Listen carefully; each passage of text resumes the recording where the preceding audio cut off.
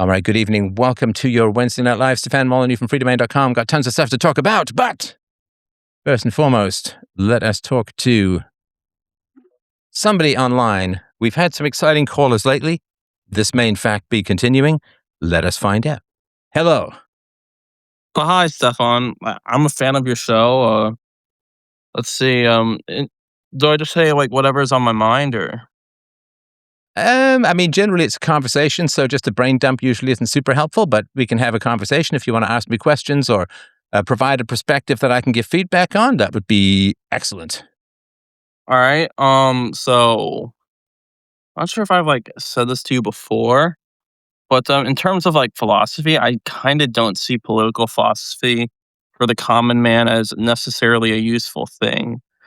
And in fact, I would say that a lot of philosophy, and even like just getting into that topic, it's like philosophy is like when people think to themselves for hours and hours, days on end, years on years, and they just waste their life thinking. Correct me if I'm wrong. Philosophy is when people waste their lives thinking?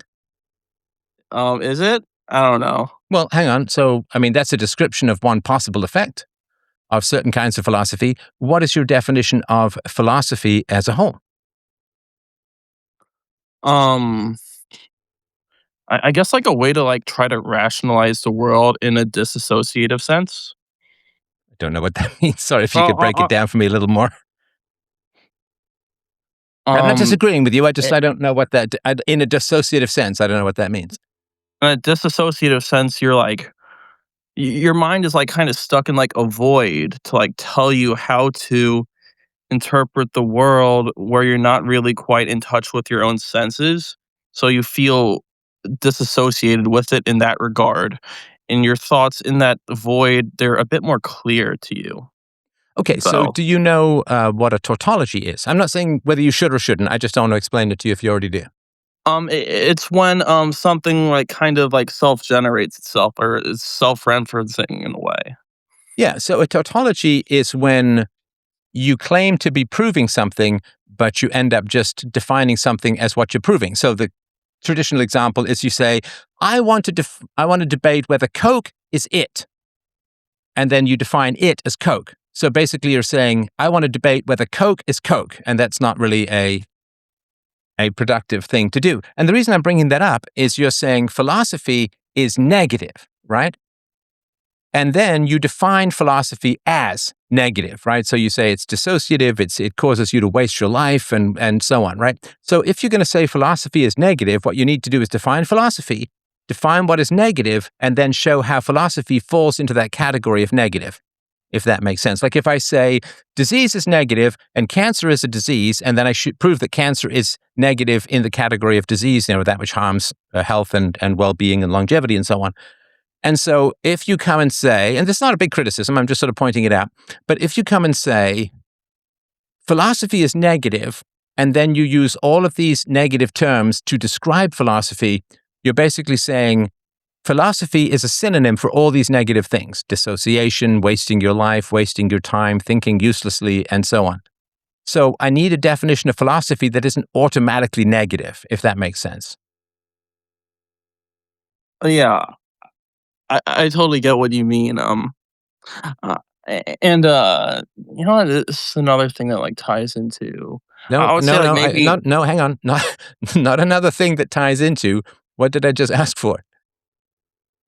find a definition that isn't negative. Well, just a All right. definition of philosophy that is somewhat neutral, and then you can say it leads to the, like if I say video games are negative, and I say, well, video games cause you to waste your life, then wasting your life is negative, and I'm saying video games are kind of synonymous with wasting your life. So I'm saying that wasting your life is wasting your life. It's not really adding much to the intellectual content of mankind.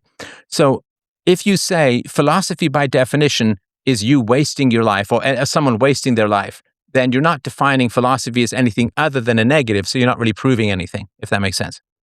Oh yeah, totally. So I guess I kind of like fell off of whatever the definition of philosophy might be then.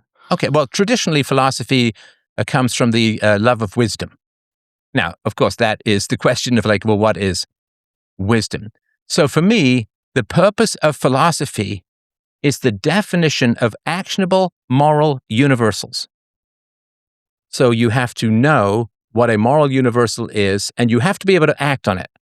Because if you can't act on it, to me, it's not philosophy. It would be like saying engineering, but you can't ever build anything, or a writing course, but you can't ever write anything. So the purpose of a discipline is to have you act in some manner that is beneficial. The purpose of studying to be a doctor is so that you can do actions, whether it's prescribing things or lancing boils or doing open heart surgery or something, to do actions that improve people's health as much as possible. So if you study law, you have to be able to do something productive and positive and hopefully valuable in the law. So the purpose of philosophy, to me, would be to define actionable moral universals. And the reason I say morals is we can't say that philosophy is the pursuit of truth, because there are other disciplines which pursue truth. Physics aims to pursue conjectures about the nature of matter and energy that are true, valid, right? Chemistry, of course, engineering seeks truths to aid in the efficient construction of objects and structures. And biology aims for truth about the natural world, and geology aims for truth about where the gold is somewhere down the veldt of South Africa or sub-Saharan Africa and so on. So there's lots of disciplines that aim for truth. I mean, even a sales projection is supposed to aim for truth and accuracy about how a sales pipeline might flush out over the next, say, quarter or two. But philosophy aims at moral truth, because that is the one thing that is particular to philosophy rather than other disciplines. I mean, physics doesn't aim for moral truth, but philosophy does. Sorry, go ahead. Oh yeah. So like when it comes to like let's say morality and things of that nature, I'm gonna like disagree and say like there's plenty of philosophies that don't look at it as simple as good versus evil. In that regard, you have Machiavellianism, you have Nietzscheans. So Well, like okay, so I hear what you're saying. And have you ever heard of the medieval obsession with alchemy? I've heard of alchemy, like that's where chemistry comes from. I've read the Emerald Tablets of Thoth. Yeah, I mean, That so alchemy was sort of a medieval obsession, often to do with turning lead into gold. And in fact, the inventor of calculus, Sir Isaac Newton, wasted an embarrassing amount of time in the pursuit of alchemy. And his family actually hid that after he died because they were kind of embarrassed about his mystical side. So alchemy was considered a valid branch of science, but alchemy is no longer credited as a legitimate branch of science, right? There was phrenology, which was measuring bumps in the head to determine personality, was considered a valid science, is no longer considered a valid science. There was the theory of the ether, which was displaced by the theory of relativity, Einstein's general theory of relativity. So there's lots of not just scientific theories, but entire scientific disciplines that were considered valid in the past that are no longer considered valid now. So in the same way, there are approaches to philosophy, of course, you're completely right about that. There are approaches to philosophy that do not aim for universal morals. And they would be, for me, and I would make a very strong case, that they are about as valid regarding philosophy as alchemy was regarding chemistry. They may give birth to more things as alchemy gave birth to chemistry, but then chemistry elbowed alchemy aside, and alchemy is no longer credited as a valid or real scientific discipline. It's only studied for the sake of historical curiosity. So, yet for sure, but I would argue that the purpose of philosophy is the delineation or the definition of actionable moral absolutes. And of course, there are tons of philosophers who don't do that. And I would say that they are bad philosophers and not doing philosophy. They are doing other things. Nietzsche was doing aphorisms and very sort of thought-provoking and cynical deconstructions of falsehoods, which is fine, disproving false moral theories. And he worked a lot on Christianity and to some degree nationalism. And so deconstructing false moral theories is valid and useful and can clear the way. You know, in the same way, if you want to build a log cabin, you have to cut down all of the trees. So taking a flamethrower to bad moral theories is fine. maybe that's necessary but not sufficient. It clears the ground. Like just because you clear the ground doesn't mean that you have a log cabin, but you need it to build a log cabin. So it may be pre-philosophy or preparation for philosophy, but UPB is philosophy. It is the central purpose and absolute goal of philosophy for 2,500 years. And I know this sounds whatever. I don't care. I don't even care. I don't even care if people think that's megalomaniacal. I really could care less because I know what I've achieved. And so philosophy has been leading up to a universal theory of rational ethics. That has been the purpose of philosophy all along. And it's not that I'm so brilliant. I mean, I'm not the dumbest pine tree in the forest, but because of the communications technology and other particular things that we have in the modern world, the theory has finally been established. And so philosophy really culminates and, in a sense, really begins with UPB. I'm gonna say another thing. When it comes to like philosophy, this reminds me of a certain saying in the Bible, which goes, "Why should a fool have money to buy wisdom when he has no sense?" So, and like this goes back to like so an example of sense might be like just I don't know, like basic empathy, basic like just senses in general that someone might have that like a book can't necessarily tell someone. So, for instance, I mean, I guess like there's many different instances in this regard. So, so like let's say if I were to talk about things like I don't know, like I would say like there's plenty of areas where we have certain things in common. Sorry, we Um, being who? um, I mean like there's areas where I definitely agree with you on, but then there's other areas where I'm like I'm not exactly sure. It's like so for instance, this reminds me of this one instance, this woman was like trying to back out of a parking space. Like, all right, well, it's not morally wrong for her to like physically like touch this person's window with like her own hand in order to not damage this person's car when she's pulling out of the driveway. So I'm sorry, I don't understand that last issue. I mean like approaching like certain like physical scenarios in terms of like consequentialism over I don't know. But I guess it's like this is another issue with like philosophy that I was pointing to, which is that if I'm so busy like rationalizing the world in terms of Okay, sorry, different what do you mean by ideas, sorry to interrupt? You it's keep you very sorry to interrupt. Hang on, disassociative, hang on. So and you I'm not keep you using my own hang on, senses. can you hear me? So you keep using the word rationalizing, and I don't know what that means to you, and I'm not criticizing it. I don't want to pretend to. I just talked about this last night. I don't want to pretend to engage in a conversation when I don't understand the definition. So what do you mean by rationalizing? You're trying to think things in a more rational, intellectual sense rather than using your own senses I don't know in what like the that zone means. of a Sorry. scenario.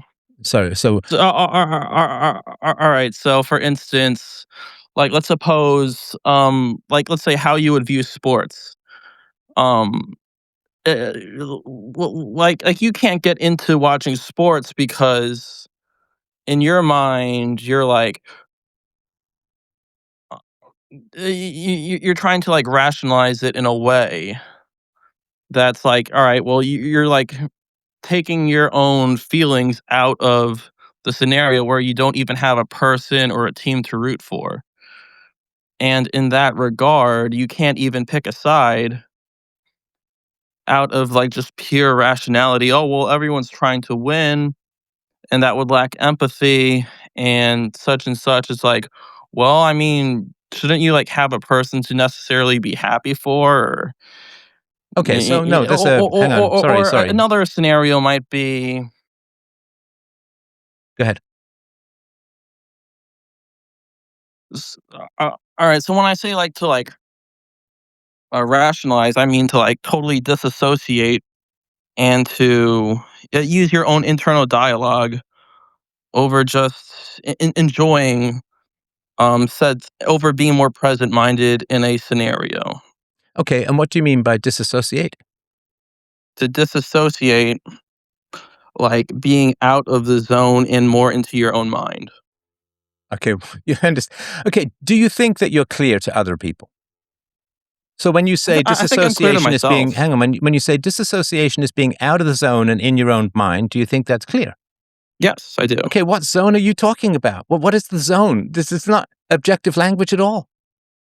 The zone. When I say the zone, I mean um, you're no longer able to put yourself in the shoes, in like your own shoes of being in front of like a task or a thing, whether it Okay, be for your own bro, are enjoyment you, I mean, seriously, are you or high or something? Like, I can't no, put I'm not. myself in my own shoes about the thing. I'm a little bit sleepy. I mean, come on. Yeah, I mean, it's not clear, right?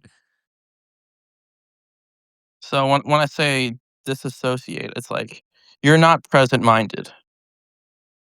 What does present-minded mean? And again, I'm not criticizing. I need to know what you're talking about so that I can have a conversation with you. Because otherwise I'm just watching you make syllables. Not being present minded would be like out of place in a given task mentally. Out of place in a given task. Okay, what does out of place mean? Again, this is all just fog. I don't know what it means. What does it mean to be out of place? You're no longer in touch with your own physical senses. You're no longer in touch with your own physical senses. So does that mean like a psychotic break where you're hallucinating or you're sleeping and dreaming? Or I'm not sure what that means. It kind of reminds me of I'm not sure if you read Henry Hazlitt's book on was it willpower or thinking? Was it the way of to willpower? And he was saying that most people they don't really think. So Most people, they don't really think. I mean like that was so like how he would define thinking in a way. Sorry, do you think that clears it up for me? Because you claimed to value empathy, right?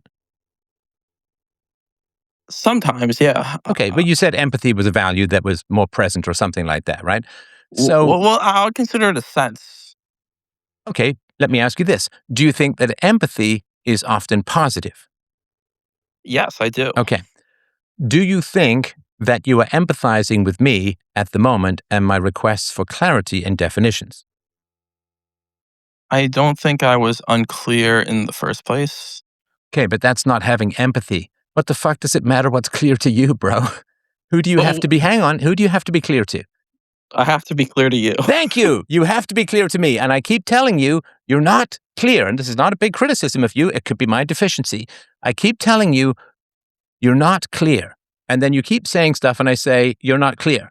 And then you wander off saying, Henry Hazlitt has a book where he says people don't think. So, how empathetic are you towards me at the moment in my desire or request for clarity? My honestly, not perfectly because like I'm not telepathic in which analogies you're most familiar with. That Okay, would no, that's rude. I mean, you're just being rude at the moment. Am I asking you to be telepathic? Do you think I would have a moral standard that would require you to be telepathic? yes, it's called empathy. No. Do you think that there's possible to be telepathic? Yes, I do. I'm No. Oh, agnostic. so you think telepathy is real? Yes, I do. Okay, and define what you mean by telepathy. Telepathy, it's when you feel how other people feel. The same thing as empathy in a No, way. that's not what telepathy is. Telepathy Or is being able to, no, telepathy is being able to read the contents of other people's minds, not just know what they feel or have a sense of what they feel. there's different types of like telepathy. It's like saying, Okay, "Do I but if know what there's you?" different types of telepathy, you need to tell me what type you're using. I'm not telepathic because my body count is too high for that. I'm not telepathic. Okay, so I'm going to give you a little bit of an instruction here as an older guy who's pretty skilled with this kind of stuff. I'm going to give you a little bit of feedback and coaching on empathy, right? So when I say to you, you lack empathy because I'm not understanding what you're saying, the way that you find out whether I understand what you're saying is not to have this rather insulting standard of telepathy, which is to read my mind in some way, but What I would say is that if you were explaining something to someone, and maybe you had this if you were being taught something or being coached on something, if you're trying to explain something to someone, then what you should do is ask that person, does what I'm explaining make sense to you? Does that make sense? Of course. Okay. Have you at all, over the course of the last 20 minutes, once asked me whether what I'm saying makes sense? Whether what you're saying makes sense to me? I honestly just assumed you were pretty familiar with my analogies and what I was saying. So Okay. Do you think that assumptions are good for empathy? Because I was not, and I kept saying, I don't understand what you're saying. And so for you to say, well, I assumed you did understand what I'm saying is not true, right? That's false. I would say yes, Sorry, yes, what? that assumptions are good for empathy. Okay. So it's when I say I don't understand you and you say, I assume that means you do understand me, you consider that good empathy. No, I don't. That's just poor listening skills in that regard. Okay. So you had poor listening skills, which is not empathetic, right?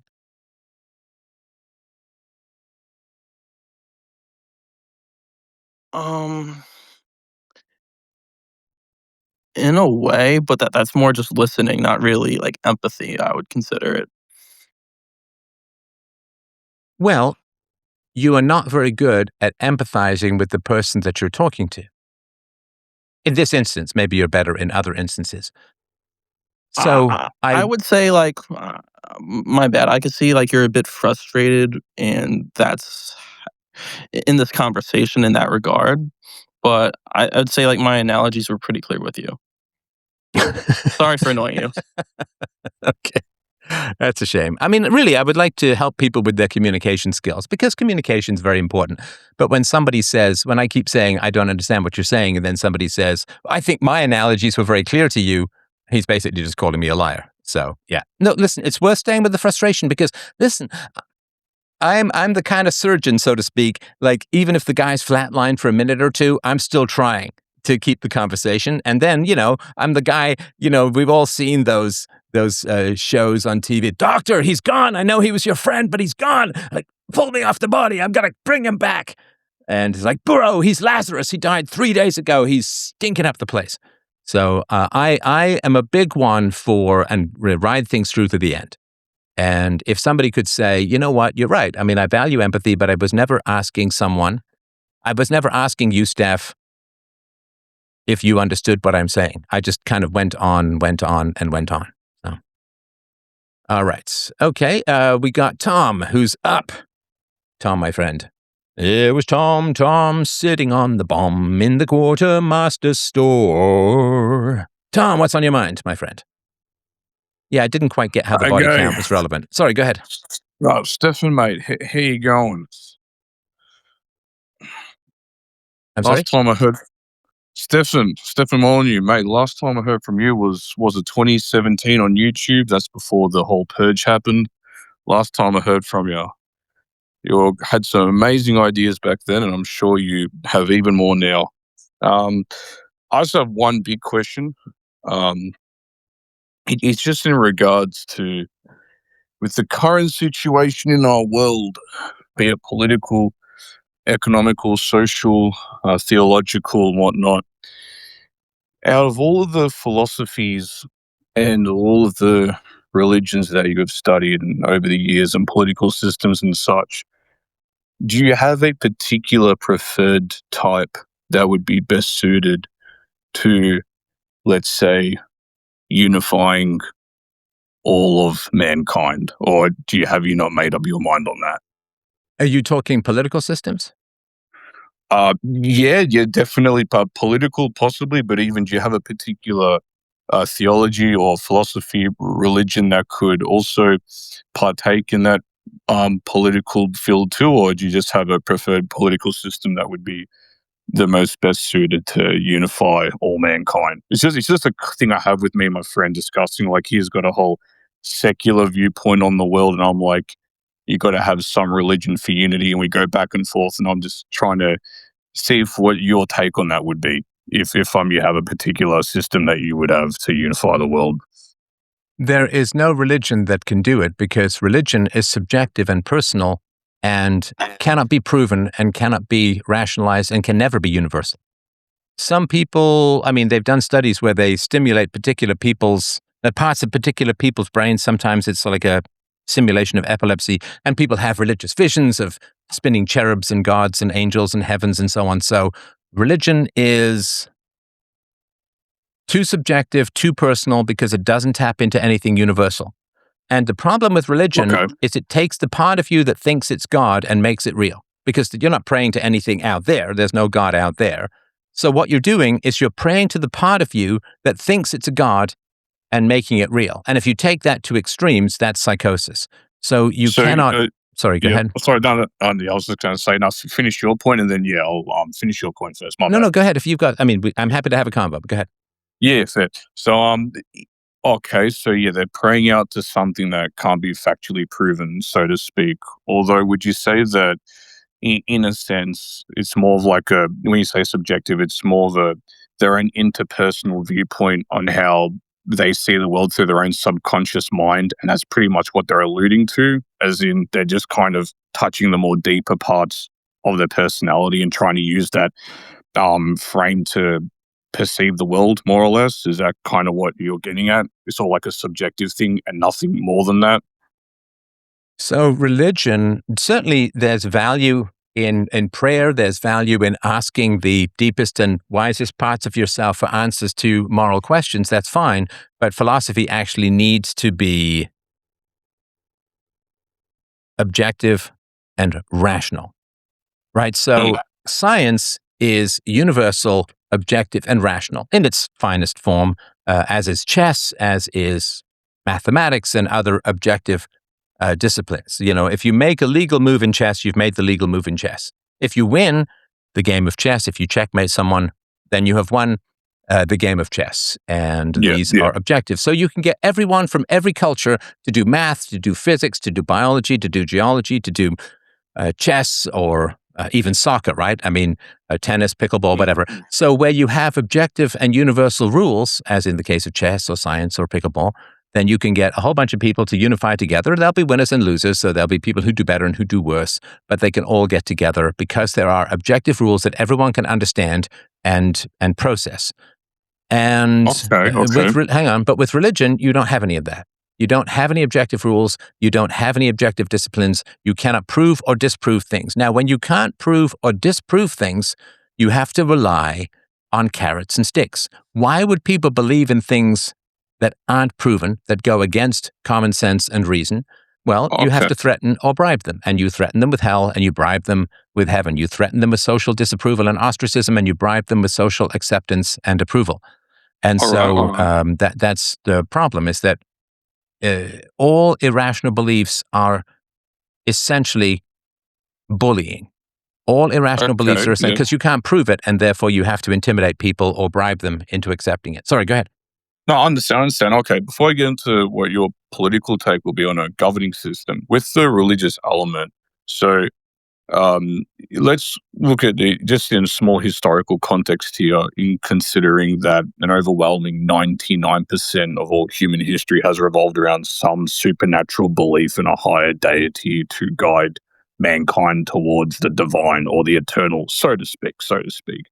And then within the last, few, maybe 100 to 1,000 years or such, or even back to the Greek city-states and whatnot, when philosophy, was kicking off in its, very proto-archaic forms, is saying that, so back then these so-called holy wise mystics were just all coming up with mumbo-jumbo that was just, purely, beyond the material, and that it couldn't be physically explained, so it should just be completely and totally disregarded, and that only within these last, so-called 100 or few hundred years of secular societies, we apparently got it right now, and that all our ancestors were just wrong the whole time, and that there was no deeper thing there that we've just completely disregarded or ignored or misunderstood.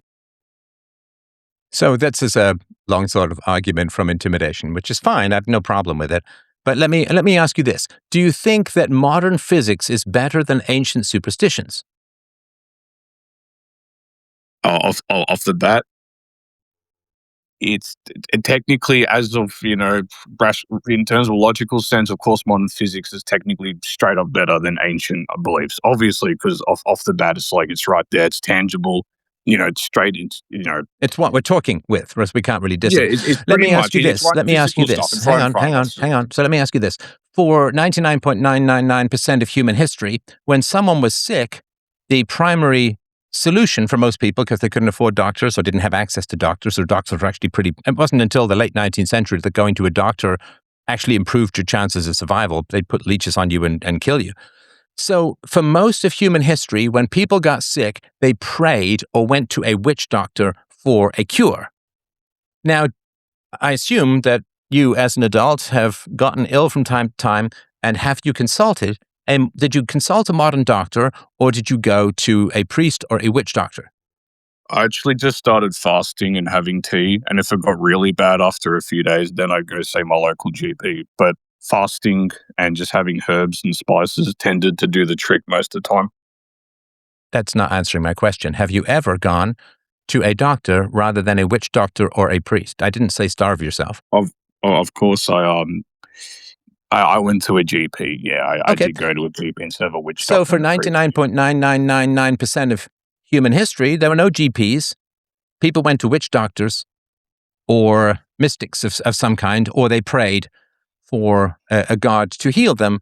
And so are you saying that going to a GP, are you saying that praying to get better from the bubonic plague, or praying to get better from an infection, there was no truth in it, they were totally wrong, and the GPs are just better?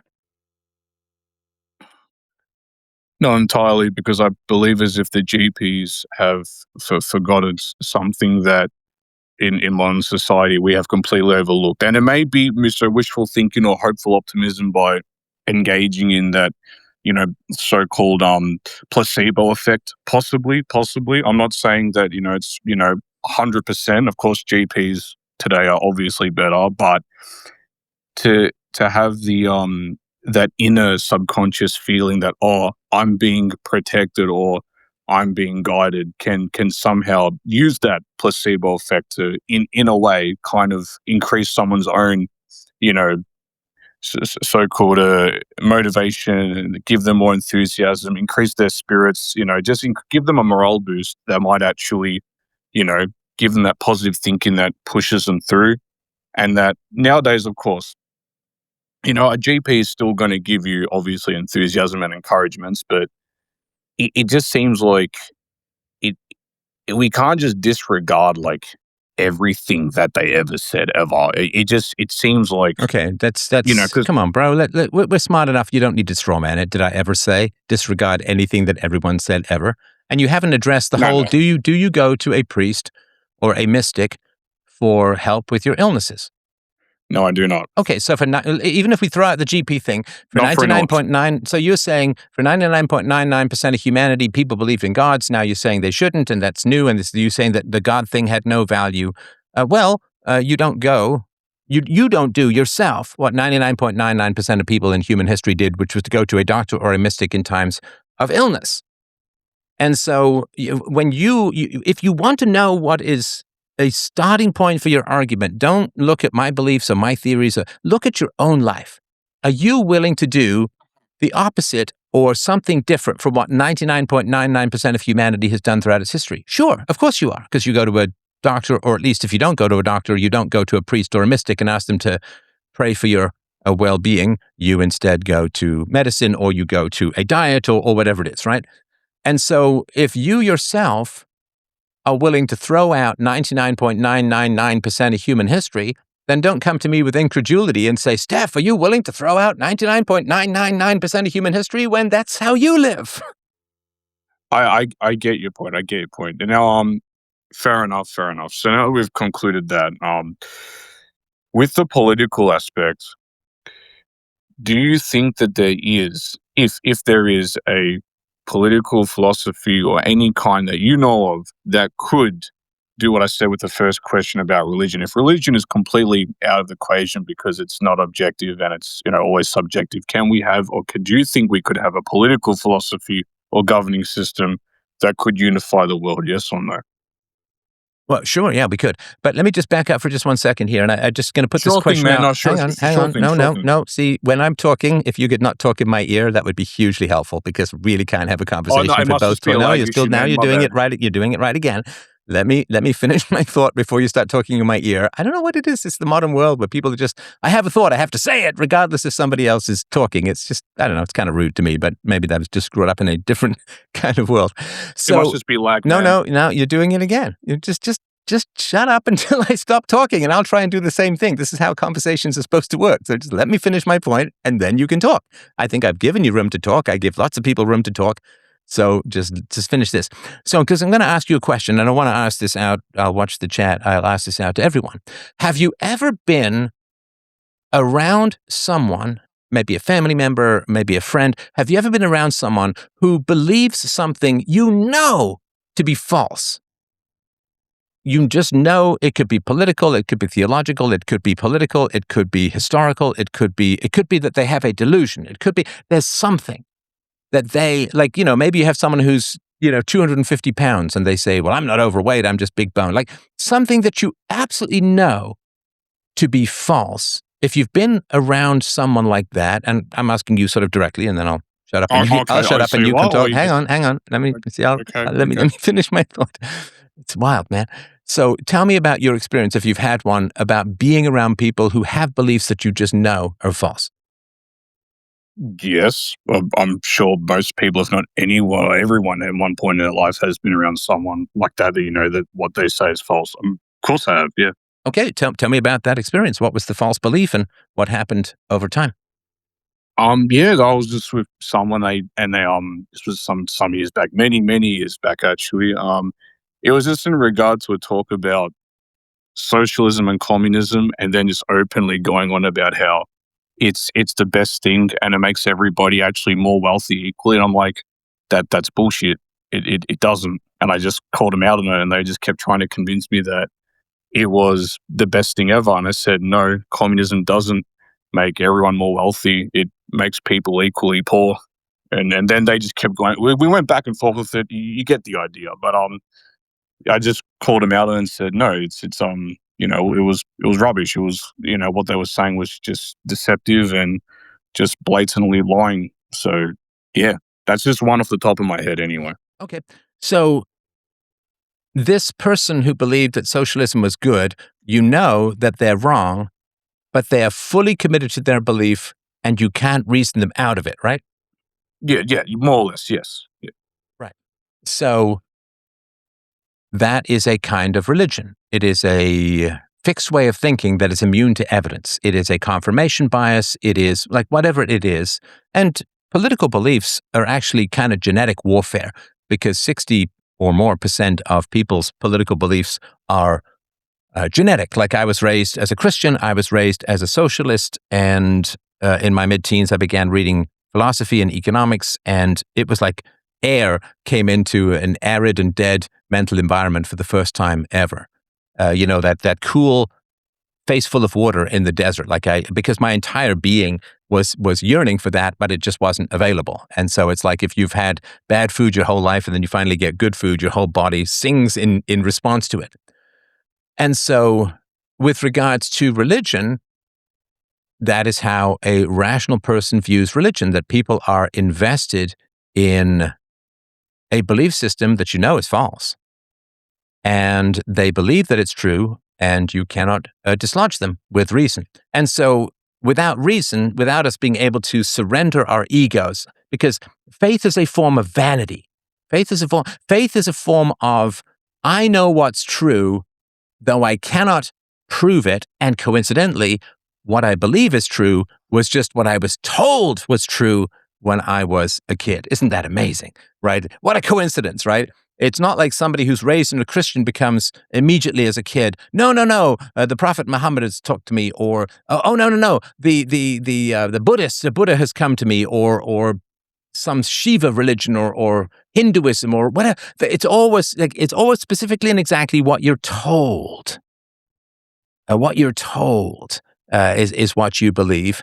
And it's a form of vanity because it's saying, I know what is true, even if I cannot prove it. That is a form of vanity. And when you have people who say, I know what is true against all reason and evidence, that is profoundly isolating. Because when you believe things that aren't true and you commit to, quote, believing things that aren't true, you can only be around people who share the same delusions. You cannot be around independent thinkers. So it is very isolating in that way. All you can do is, it's like if you ever go to the midnight showing of the Rocky Horror Picture Show, they throw toast at the screen. Hey, where's your neck? All they're doing is chanting the same rituals in a sense. They're not actually talking to each other. And that's sort of the similar thing.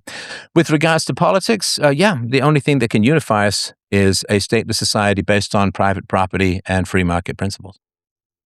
Okay. Why do you think that is? Because that society is the only society that is consistent with universal morality. So if we can get humanity to accept universal morality as a whole, there'll always be crazy people with brain tumors, people who disagree because they're trolls or whatever it is, although there'll be far fewer of them if we have peaceful parenting and a healthy way to raise our offspring. But once people accept universal morality, then we can all get together and have a consistent way to make decisions is a moral society, in the same way that scientists accept the scientific method. And I'm not talking about COVID or that government crap, but scientists accept the universality, consistency, and objectivity of the scientific method. So they have a way of resolving disputes, which is objective, right?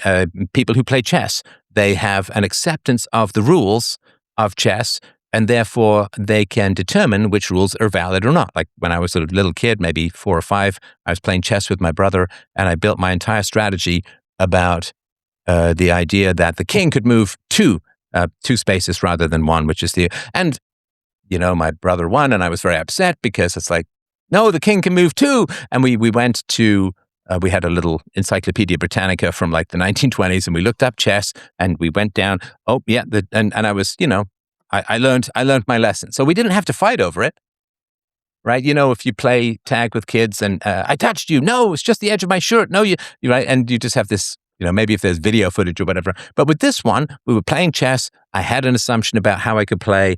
I was wrong in that assumption or that belief, and so we could go to an objective source, which was the encyclopedia, which was how you play chess and what's legally allowed in chess. And yes, we looked it up. The king can only move 1 space except when castling. And so that was the resolution of the dispute. We didn't have to fight about it because we just looked it up. And so we were able to have, and to play chess, which we did for many years, we were able to have a conversation to both subsume ourselves to the objective rules, because we accepted that in the game of chess there are objective rules, and if there's a disagreement about the objective rules, you go to some authority and you look it up. And that's so that, and if people didn't agree on the rules, there could not be any game of chess. If some guy said, no, the bishop can move straight and the rook can move diagonally and the queen can burrow and come up the other side like some giant worm in Dune. And so the only reason that the game of chess exists and people can actually play chess is because we accept the universal rules. And you don't have violence in chess because of the universal rules. It's very rare for someone to pull out a gun and say, I win so people... don't get me wrong, I've seen people flip the board a few times, but it's extremely rare, yeah. Well, yes, but flipping the board doesn't mean that they think they've won. They're just expressing their frustration. But they don't say, because I flipped the board, I win. Right? So, and there are these memes on Instagram, which is pretty funny. There's a whole subculture of like bad chess moves or funny chess games or impossible chess setups and so on. And it's actually quite funny. But the only reason that we have a game called chess, or really any game that we play, is there are objective rules, right? You get to serve twice in tennis. You get to serve once in pickleball. And so on, right? And when the ball comes back from the serve, you can't hit it till it bounces the first time. Like there's all these rules, and we accept these rules, and we can interact with each other based upon our acceptance of these universal rules. And whenever you look at this human society, when you see the biggest conflict, it's when people don't even believe in the rules. right? So capitalists believe in free markets and private property, and socialists believe in central planned economies and violations of property rights. And so the promotion of universal rules, of universal ethics, of rationally provable morality like UPB is our only chance to get along. Now, of course, this doesn't mean that everyone is going to follow all the rules at all times. There are people who love to cheat at chess. And then if you find people who cheat at chess, you just don't play with them. So people who cheat will get excluded from society. And so but in order to exclude people from society, you have to have property rights. You can't have ostracism without property rights. So in the past, of course, when like 5% of births were out of wedlock, one of the reasons that happened is you could ostracize people who had children out of wedlock, particularly women. Now you can't ostracize them because they can run to the government and get $100,000 a year from your hard-earned wallet, or you and 5 other people or 3 other people, so that they can raise their illegitimate children. So you can't ostracize people anymore because your property rights are being violated, and because we can't ostracize people. Mass migration is driven by a lack of free speech and an inability to ostracize. And so a lot of the disasters that we see kind of going on in the modern world are based upon violations of universal ethics. And until we can all agree on what good and evil is, and truth and falsehood is, and right and wrong is, which is really the job of moral philosophers to promote, which I've been doing, which is why you haven't heard from me for 9 years. So we have to promote universal virtues so that we have a common way of making decisions. If you see 2 religious people in the 15th century from different religions getting together and saying, where did the world come from? They're going to have wildly different explanations that can't be proven, and so they can't negotiate. If you go to scientists and you say, where did the world come from? They can have their arguments, but they're not going to get violent about it because it's not an absolute subjectivity, right? Religion is absolute subjectivity, and that is catastrophic to human peace. Wow. That was well said. Well said. Yeah, man. All right. Well, yeah. No, thanks for answering my question. I don't fully agree with your religious take on my first part of the question. The second part, I can see very well where you are coming from. It's up to you if we could talk a little bit more about the religious element of it, but I think you've got a lot of, if you want to. no, Sorry to interrupt. Sure. Yep. Just because you're asking me, I think you're asking me if we can continue. I'm happy if there's something you disagree with that you think I've gotten wrong, it is a great favor, and I would very much beg you to tell me where I've gone wrong. If I'm in error, it is a great and kind favor to me to rescue me from an error and a mistake, because my purpose is truth. By all means, I'm not trying to come off arrogant. I think I would like to just explain more about why I just think you got your religious take on things a bit, maybe not wrong, but maybe misinterpreted just a little bit. So you say that, yeah, being objective, that's the way to go, and that, we have to judge things, or more or less be like an empiricist, judge things at face value, what's tangible, what's in front of us, what's material, yes?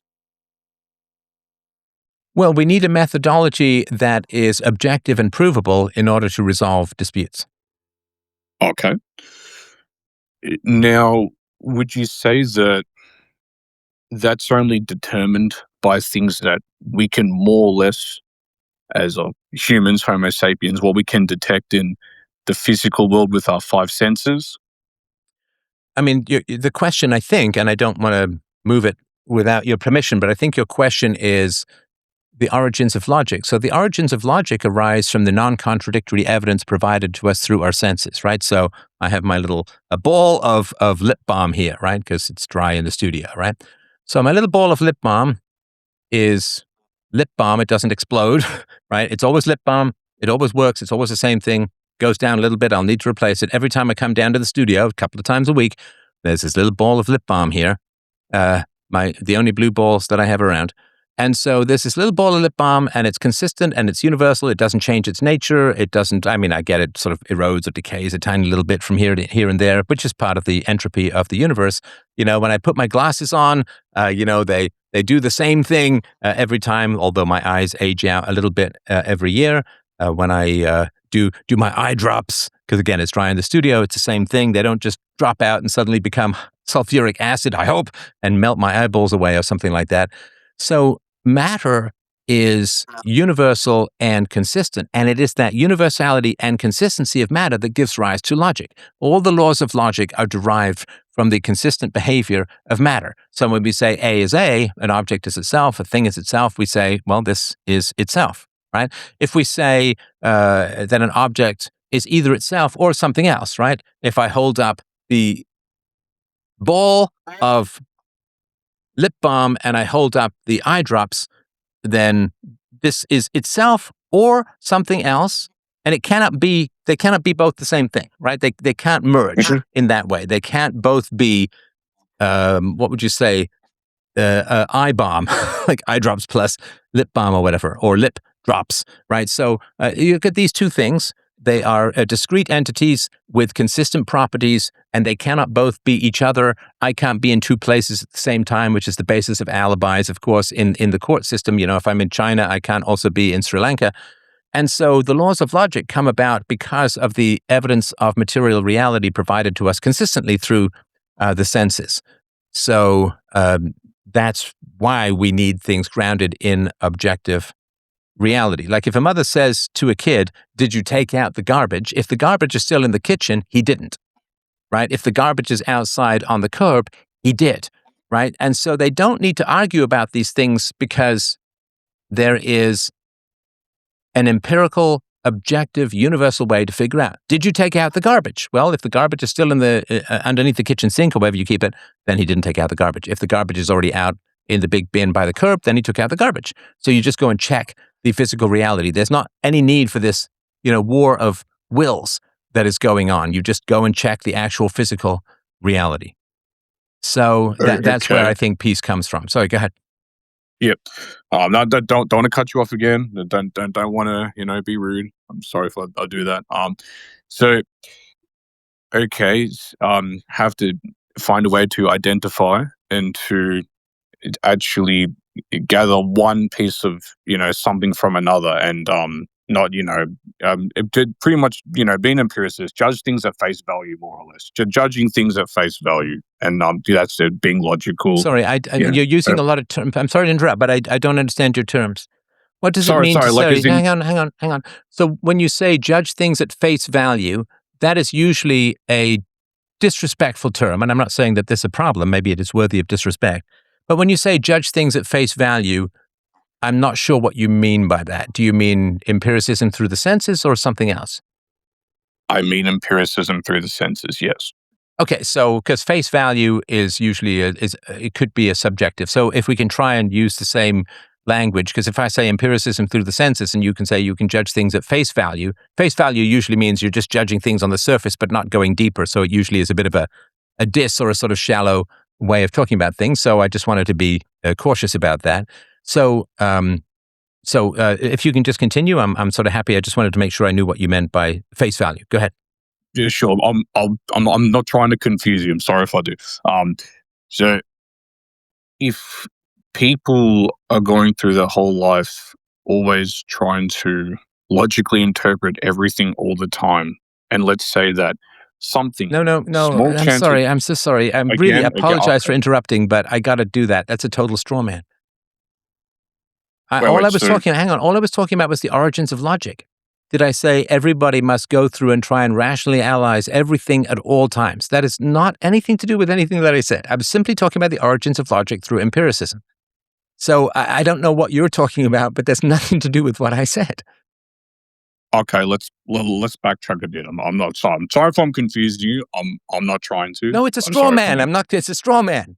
I never said everybody has to log, because I don't even know what that standard would be. When I'm dreaming at night, like I had a dream the other night that I was in a house that was being attacked by zombies and Superman came crashing through the window. I thought he was going to be taken down by zombies, but he ended up surviving and doing well. Okay. When I'm going through that dream, am I rationally analyzing everything at all times? Well, no, you have to suspend disbelief. When I went to go and see the movie last night, am I rationally analyzing everything at all times? No, I'm just watching the movie and I'll maybe have some thoughts about it. So I don't know what it means if I'm just sitting there daydreaming or I'm, lying there listening to some beautiful music through some headphones.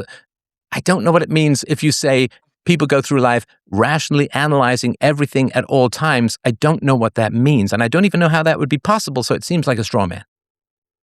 Fair enough. I wasn't aiming at that. It came off that way. My apologies.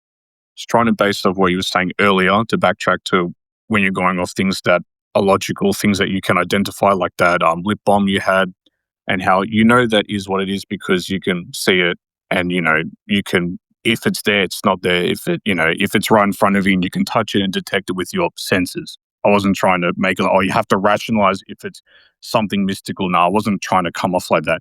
What I was saying is, as you just mentioned, a dream, for instance, your subconscious mind, some deeper psychology, you could have any kind of dream, you don't know for what reason.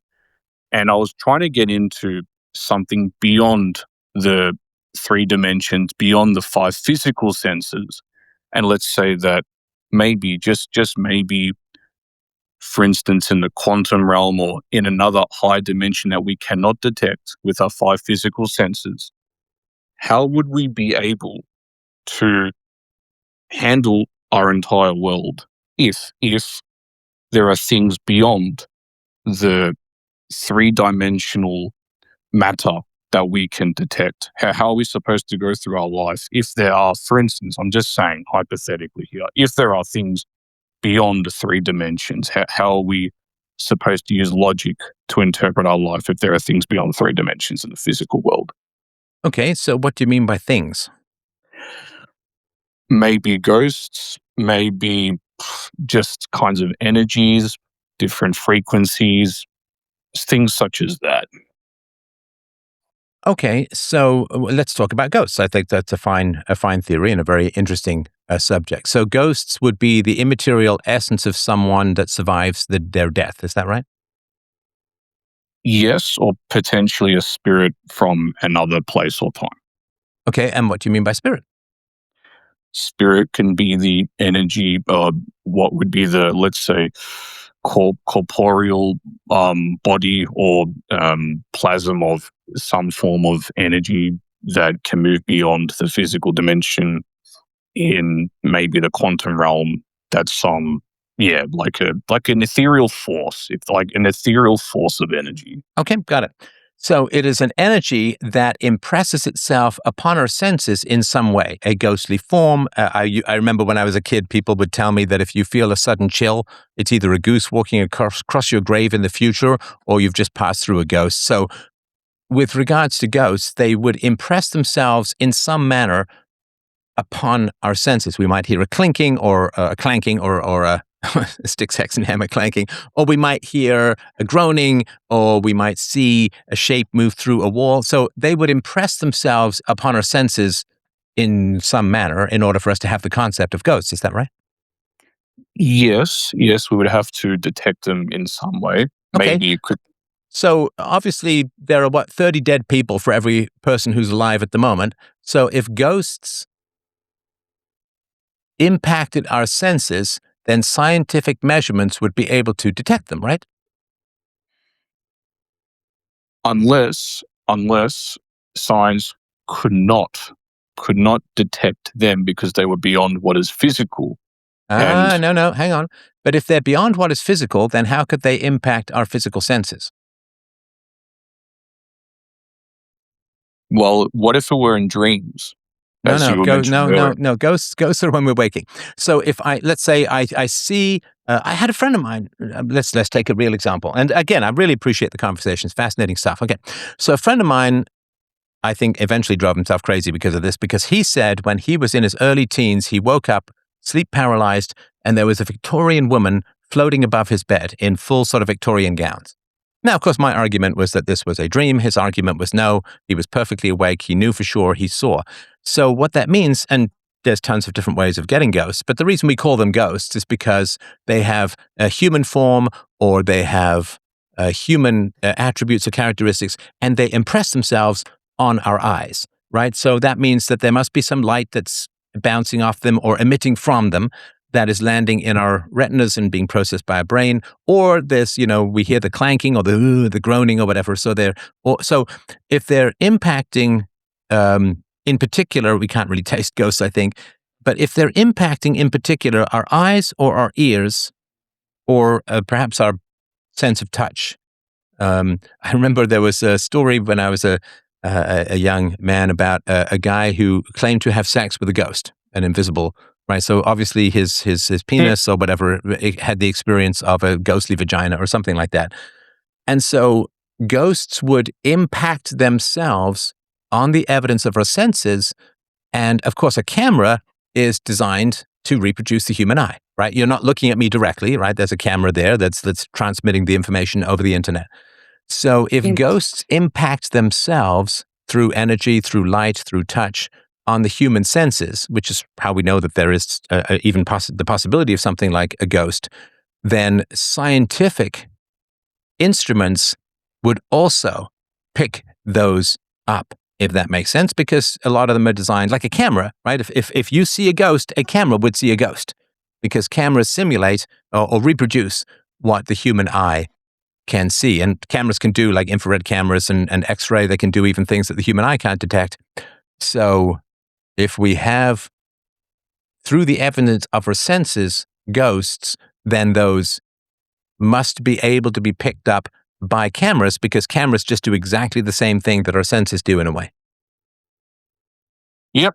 No, that's surely that I've seen heaps of footage actually, and some of it fake, some of it real. It's been circulating all over the internet for countless decades now, and just in mainstream society and media about, oh look, I got a picture of this ghost. Oh look, there's this video of like, there's a boogeyman just coming around the corner, or Mothman, or just something like that, or whatever. Like, but why do you? Sorry to interrupt, but why do you think that any scientist that proved the existence of ghosts would go down in history as the greatest science, and it would dwarf anything that Darwin ever did? So why do you think that scientists are unable to detect ghosts in any consistent way? Because I feel as if the devices that they are using, at least for the most part, are too focused in the physical three-dimensional spectrum, and maybe, just maybe, I know there's a quantum realm, but they're using rudimentary tools. They're using rudimentary tools that are exceptional for physics and testing things in the material world. But there's a whole nother quantum dimension out there that's connected to people's subconscious minds, another higher state of being, and for whatever reason, the technology, it could possibly be updated to detect, in the quantum realm, but as of right now, it seems like there's a whole bunch of phenomena that the technology isn't being used to detect, and people just keep having these crazy experiences, and then they go back to the physical technologies and say, oh, but it's all mumbo jumbo. No, but scientific instruments can pick up far more than the human eye can. And so if a human eye can pick it up, then without a doubt, scientific instruments could. There's no question of that. Now, I'm going to have to call a little bit, with all due friendliness and respect, I'm going to call bullshit on your use of the word quantum, because people use quantum as a modern way of like Platonic forms or heaven or other dimensions.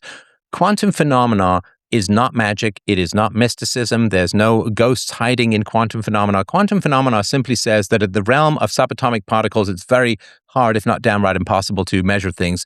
All quantum phenomena cancel each other out. Any inconsistencies or contradictions in quantum phenomena cancel themselves out long before you get to the realm of the senses.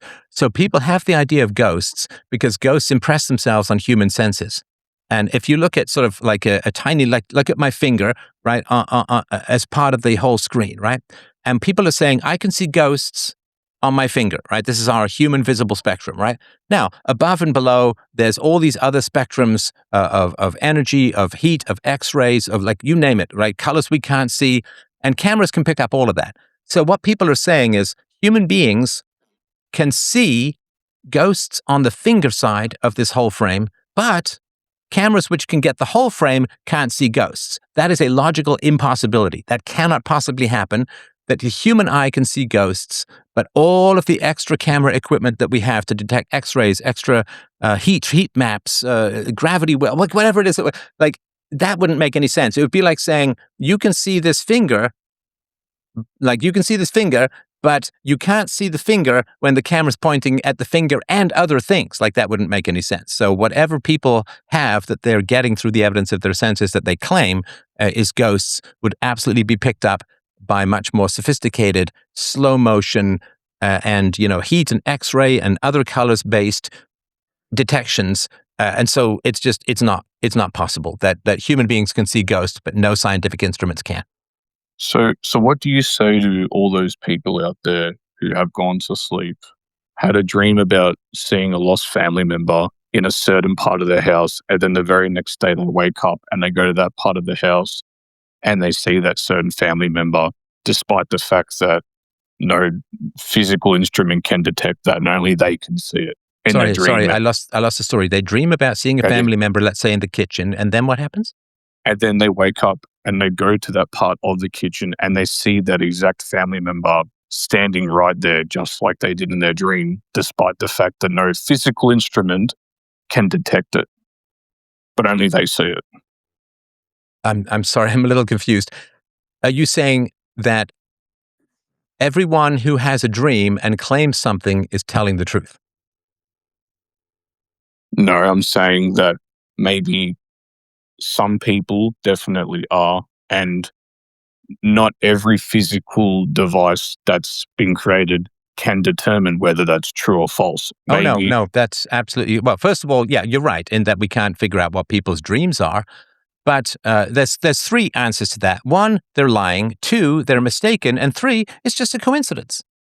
I've had tons and tons of dreams that don't come true the next day. Now, once every couple of years, I have a dream, and then something very similar happens the next day. And because we're human beings and we're looking for connections, and our minds are meaning-making machines and connection machines, which is great, I conveniently forget the thousands of dreams I've had that don't come true the next day, so to speak.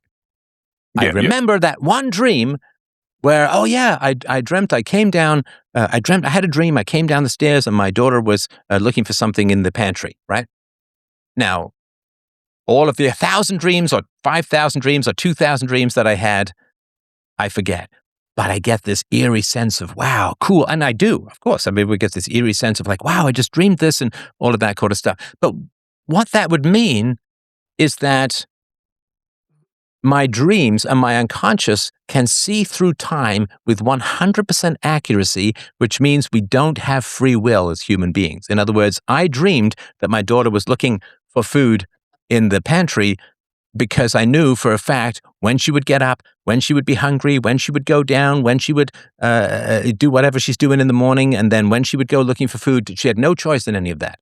And it would be also that my mind could travel not just through time, but across space. Because when I was dreaming that 6 hours, like we go hundreds of thousands of kilometers an hour around the sun goes around the galaxy. So my dream could see instantaneously millions and millions of kilometers distant, which it can't do. And my daughter has no free will. And all of these crazy things that are absolutely impossible according to the laws of physics. And I'm supposed to throw all of that aside because I've forgotten all the dreams that didn't come true, and I maybe like the preciousness, right? Or it's so cool, isn't it neat, and so on, right? and so, hang on. So, yeah, people are lying. They're making mistakes, or it's just a coincidence, and they're not taught how to be skeptical of these things. Sorry, go ahead. Yeah, no, that's I can say that, I agree with some of the, reasonings you've made there. But when you say that, yes, there's no thing to detect your dream, and then it ends up happening the next day, that to me is just it doesn't end up happening the next day. It's a coincidence. Yeah, but let me finish. I'm not going to tell you to shut up now. Just let me finish my point. No, because you're ignoring my point. I just made a whole case that it didn't happen the next day, and you're just saying it did happen the next day. That's rude to ignore what I'm saying. You can't just completely dismiss my entire 5-minute argument by saying, and then it happened the next day when I said exactly why it didn't. Let's say, not for your sake, but for someone else, when it does happen the very next day. When they believe that. Not that it does, but they believe that. They believe that. Coincidentally, they believe that. We'll go with that. They believe that. Yeah.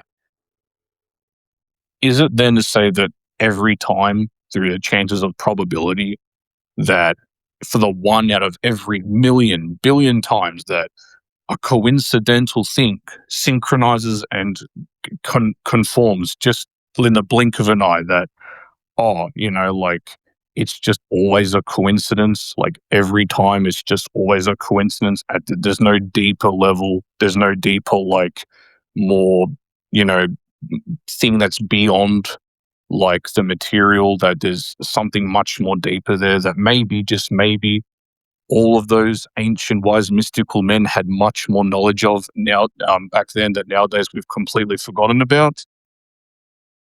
Yes, absolutely, completely, 100%. They're always mistaken, and it's not true, and I'll tell you why. So gravity is an effect of matter. Would you agree with that? Like, you can't have gravity without matter. There's not just free-floating gravity out there in the universe. Gravity always has to have an attendant mass with it. Would you agree with that, at least according to science? I agree with, yes, there is gravity, yes, and what you said about it, yes, definition. Okay. So could you have gravity in the absence of matter, according to science and all of our experience? Well, then no. Okay. You couldn't have it. So consciousness is an effect of the brain. In other words, you cannot have free-floating consciousness without a brain. So in the same way that gravity is an effect of matter, consciousness is an effect of matter. It's an effect of the particular 3 pounds of wetware we've got in the skull prison, right? So I know for an absolute fact that somebody who says, I dreamt last night of seeing someone in the kitchen and now there's someone in the kitchen, I know for an absolute fact that that didn't happen because they can't see through time. There's no way for human beings to perceive that which is completely in darkness, millions of kilometers away, because again, you're moving around the sun, sun's moving around the universe. When people say, I saw a ghost, what they're saying is they saw consciousness without a physical brain, which to me would be like someone saying, there's gravity without any mass. And I'm like, nope, there is no such thing as gravity without any mass. That's like saying there's light without a light source, right? There's sound without an origination of that sound. And so for an absolute 100%, and I know people are like, well, are you saying that everyone? Yes, everyone. I'm not saying they have ill intent. They may genuinely believe it. They may absolutely be able to pass a lie detector test. I'm not calling them like malevolent actors in every state, although a lot of it is just kind of a con job, like, ooh, I'm going to read your tarot cards and tell you the future. It's just a way to get $50 by laying some cards down. But 100%, absolutely wrong. Like if somebody were to say to me, Steph, yesterday I saw a square circle, right? So say someone comes to you and says, hey man, yesterday I saw a square circle, a shape that was both a square and a circle at the same time. Would you believe them? Sorry, could you say that again? It just cut out a bit. If somebody came to you and said, hey man, yesterday I saw a square circle, I saw a shape on a piece of paper that was a square and a circle at the same time, would you believe them? No, I would have doubts. I would have doubts off the first glance. Doubts. Would you think it is at all possible to see a square circle? Very low possibility, like almost impossible, like probably 0.0001%. But how is it possible for there to be a square circle? They're contradictory terms. It's impossible, more or less. No. What's the more or less? It's impossible.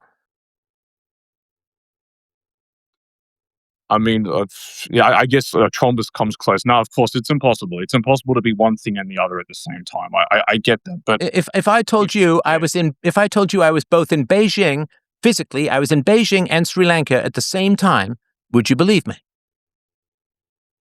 I'd say that you were lying and you were playing me for a fool. Well, maybe I was going through a psychotic episode, or maybe I was having a temporal lobe epilepsy attack, or maybe I was paid to say it, and somebody was going to give me $10,000 if I could convince you, as part of a comedy skit, I could convince you that this might. Who knows? But you would know now. Is it 99 or 100% certain that I cannot be in Beijing and Sri Lanka at the same time?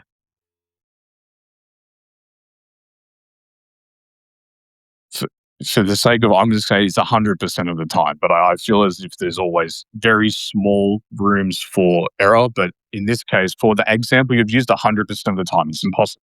Okay. for the example you've used. But with the Okay. last point I'm making, sorry, you go ahead. No, sorry, finish up. I thought you were done. Sorry. Yep.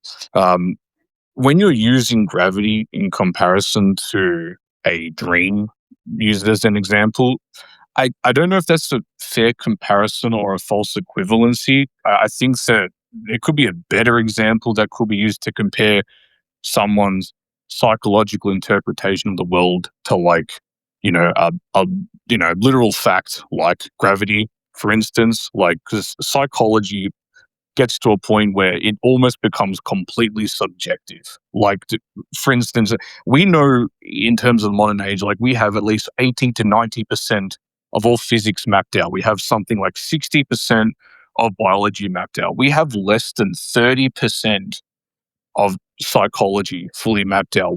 As of nowadays, we have more knowledge about the physical world, yet we barely know, even with all the institutions that have been set up and philosophers and psychologists and stuff, we barely know anything about how the human brain works. We don't even know why you've got these so-called Tibetan monks that are able to simply sit in the tundra and simply close their eyes and survive something like negative 10-degree temperatures just by focusing on their breathing. Like, the whole thing with psychology and, like, the inner willpower, it goes beyond, like, I know it's going to go back to what I said earlier about the placebo effect and such, but there's a whole thing with psychology here that I think you're just overlooking. Like, I mean, again, I'm not trying to, start this whole thing up again. I'm not going to do that, because, like, I get it. We're not going to go round in circles and whatnot, but it just seems like when it comes to psychology, there's a whole bigger thing here that you just seem to be overlooking. At least that's just what it seems from my perspective. But I wasn't talking about psychology. I was talking about physics. I don't know what you're bringing up psychology for. But you said there's a possibility that ghosts can exist. That's not in the realm of psychology. That's in the realm of reality. That's in the realm of things that could exist. And so when you first started talking about quantum stuff and entities and so on, and I asked you, they must impress themselves on your senses. I said, yes. Okay, well, if they impress themselves on your senses, they would impress themselves upon scientific instruments as well. And that's an absolute fact. And you can't have consciousness without a brain, and ghosts are almost completely immaterial, so that's impossible. Now, the reason why, and I sympathize with you and your way of thinking completely, right? So the reason why we have a great deal of difficulty asserting things to be 100% is that throughout most of human history, people who asserted things were 100% got their asses killed. Because certainty goes against power, right? So certainty goes against, because power is about you being uncertain, which makes you easier to rule. And this is no diss to you or anything like that. But I'm just saying that we have evolved to hesitate before certainty, because those who are certain of things, I mean, think of Galileo, certain that the earth goes around the sun, got his ass tortured. Now, the countless scientists who were certain of things and said things, if you are certain that the king is just a man, which he is, and you are certain that the king is not appointed to rule over you by God himself, which he's not, if you're certain about that, what happened to people throughout history who were certain? They generally got in a great deal of trouble. So we have evolved a hesitation about declaring certainty, because declaring certainty, like Socrates was certain that he knew nothing, and he was certain that all the people who claimed to know something didn't know anything, and they killed him. So certainty is like a predator that hunts us, and the only way to make it go away throughout most of human history was to refuse to be certain about things. Now, I completely sympathize with that. I'm certain about some things I don't even talk about on this show, and I go right up to the cliff edge. So I'm certain about things that I won't talk about. And I do like 99%, but there's like 1% of things that even I won't talk about, because that kind of certainty will just get you killed. I mean, just look at people like Charlie Kirk and so on, right? Or what they tried to do to Trump. So certainty is very dangerous, and certainty has been evolved out of us. Or to put it another way, those who were certain got to reproduce a whole lot less than those who were uncertain. And those who are certain are held up and decapitated regularly throughout human history to scare everyone else into not being certain. And I think that's totally understandable. I'm not saying people need to be out there and be as certain as I am, or, some people are more certain than I am, or express more certainty than I do, which is fine. Everyone has their own particular lines and limits and focus on different areas. But I think it's important to understand that uncertainty is an evolutionary survival mechanism, not a philosophical position.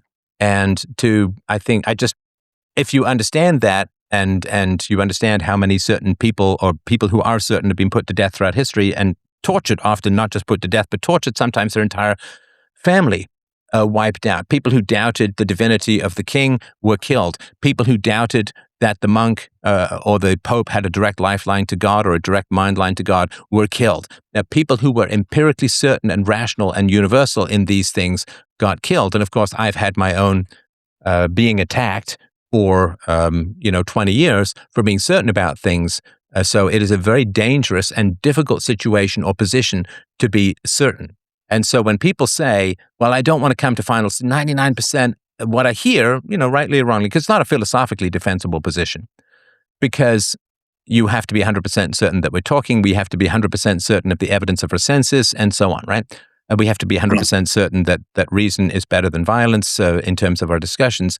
So I'm not trying to diss you at all, and maybe you're different for reasons, but when I hear people say, I don't want to commit to certainty on things, what I hear is all of their ancestors saying, whatever the fuck you do, don't be certain on things, because that gets people killed.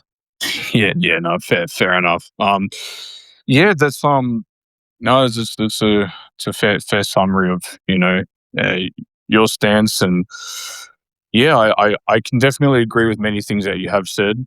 There's certainly certainly again, I can see the parallels between the current intellectual ruling class of today and the ones that were persecuting people some 1,000 years ago, 500 years ago. Such definitely certain parallels. It's almost instinctual why people avoid certainty, to avoid being persecuted and banished, expelled, imprisoned, and such.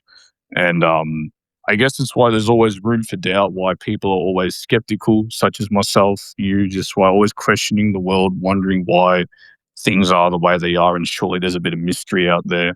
I think when it comes to the old systems, there's certainly something there that nowadays we may or may have not overlooked. Politically, there'll have to be, eventually at one point there's going to have to be one way that everybody comes together. But as of right now, I guess what was the thing you said again? The UBS, UPB. That's UPBs. Yeah, you can get it at essentialphilosophy.com. It's my rational proof of secular ethics that I did about 20 years ago. People have taken tons of runs at it, even professors of logic, and they cannot overturn it. So I'm very proud of that. I just wanted to mention, I really do appreciate the call. I really do appreciate the call. It was very enjoyable. I just did look up this, and says, the ability of monks to survive in extremely cold weather varies dramatically, this is Grok, depending on whether they are ordinary monks or highly trained practitioners. I won't go through the whole thing, but in short, ordinary people or monks can do hours at most in truly extreme cold, sub-zero, minimal clothing, no shelter. Advanced G. Tumo masters documented survival for hours to overnight, full nights at 0 degree Fahrenheit or colder, and potentially longer in less extreme Himalayan winters, thanks to voluntary control over body heat and metabolism. This is beyond normal human limits, but still not unlimited. And I fully accept, of course, that we have a lot of control. I mean, most times, my wife is a psychologist, and she's good at helping people, control anxiety or whatever it is, right? So we've all had that situation where we feel perhaps anxious or nervous, our heart's hammering. It's like, no, we're safe, calm down. And then we're able to reduce our, so the mind and the body are definitely connected that way. But it doesn't allow them to survive for 3 weeks at absolute zero. All right. Well, listen, appreciate the call, Tom, and come back anytime. I'm going to get to the last caller of the night. Let's see. And I would like to praise the callers and the listeners as a whole. Love these conversations. Compared to yesterday, I think we can all see the high degree of variability in the callers, and I appreciate that. Keeps me interested and alert. Jeff, if you want to unmute, I'm all ears. Yeah, what's up, Steph? My nipples is cold outside. What's up with you? I know. Yeah, well, I think I talked to you. You remember me? Not based upon first audio, no. Okay. I talked to you about something that happened to me when I was a child, when I was 15 or 14. But you were talking about these dreams, and I had some dreams. That I even sent you one in your DMs a long time ago. I guess you probably didn't read them, but I had some stuff that had happened. A dream when I was 5 years old. Okay, I posted it in your pill down there at the bottom because I wrote it down. But there's many other ones I haven't written, and these dreams came true. This particular one came true 35 years later, and some years after that, when I was 7, I had a dream. I came down to the bottom of the stairs and got breakfast with my mother and father. And I said to my mother, I said, I had a dream that a man knocked on the door wearing a suit and tie and handed you divorce papers. Are you and dad getting a divorce? And she laughed and said, no, why would you say that? I said, well, I just had this dream. It was weird. My father got a funny look on his face, didn't finish his breakfast, and got up and told my mother, I didn't get gas in the car. I forgot to get gas and I'm late for work. I got to get out of here. And he stood up and left. 1 hour later, while I'm sitting there still at the table, I get a knock on the door. And a man in a suit and tie hands my mother divorce papers. And my mother looks at me like, I'll never forget that look on her face. But that was the second one that blew my father's and my mother's mind away.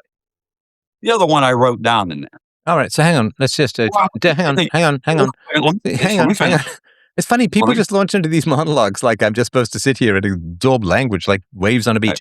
Okay, so hang on. How old were you? You said, was it 6 or 7 when you had the dream?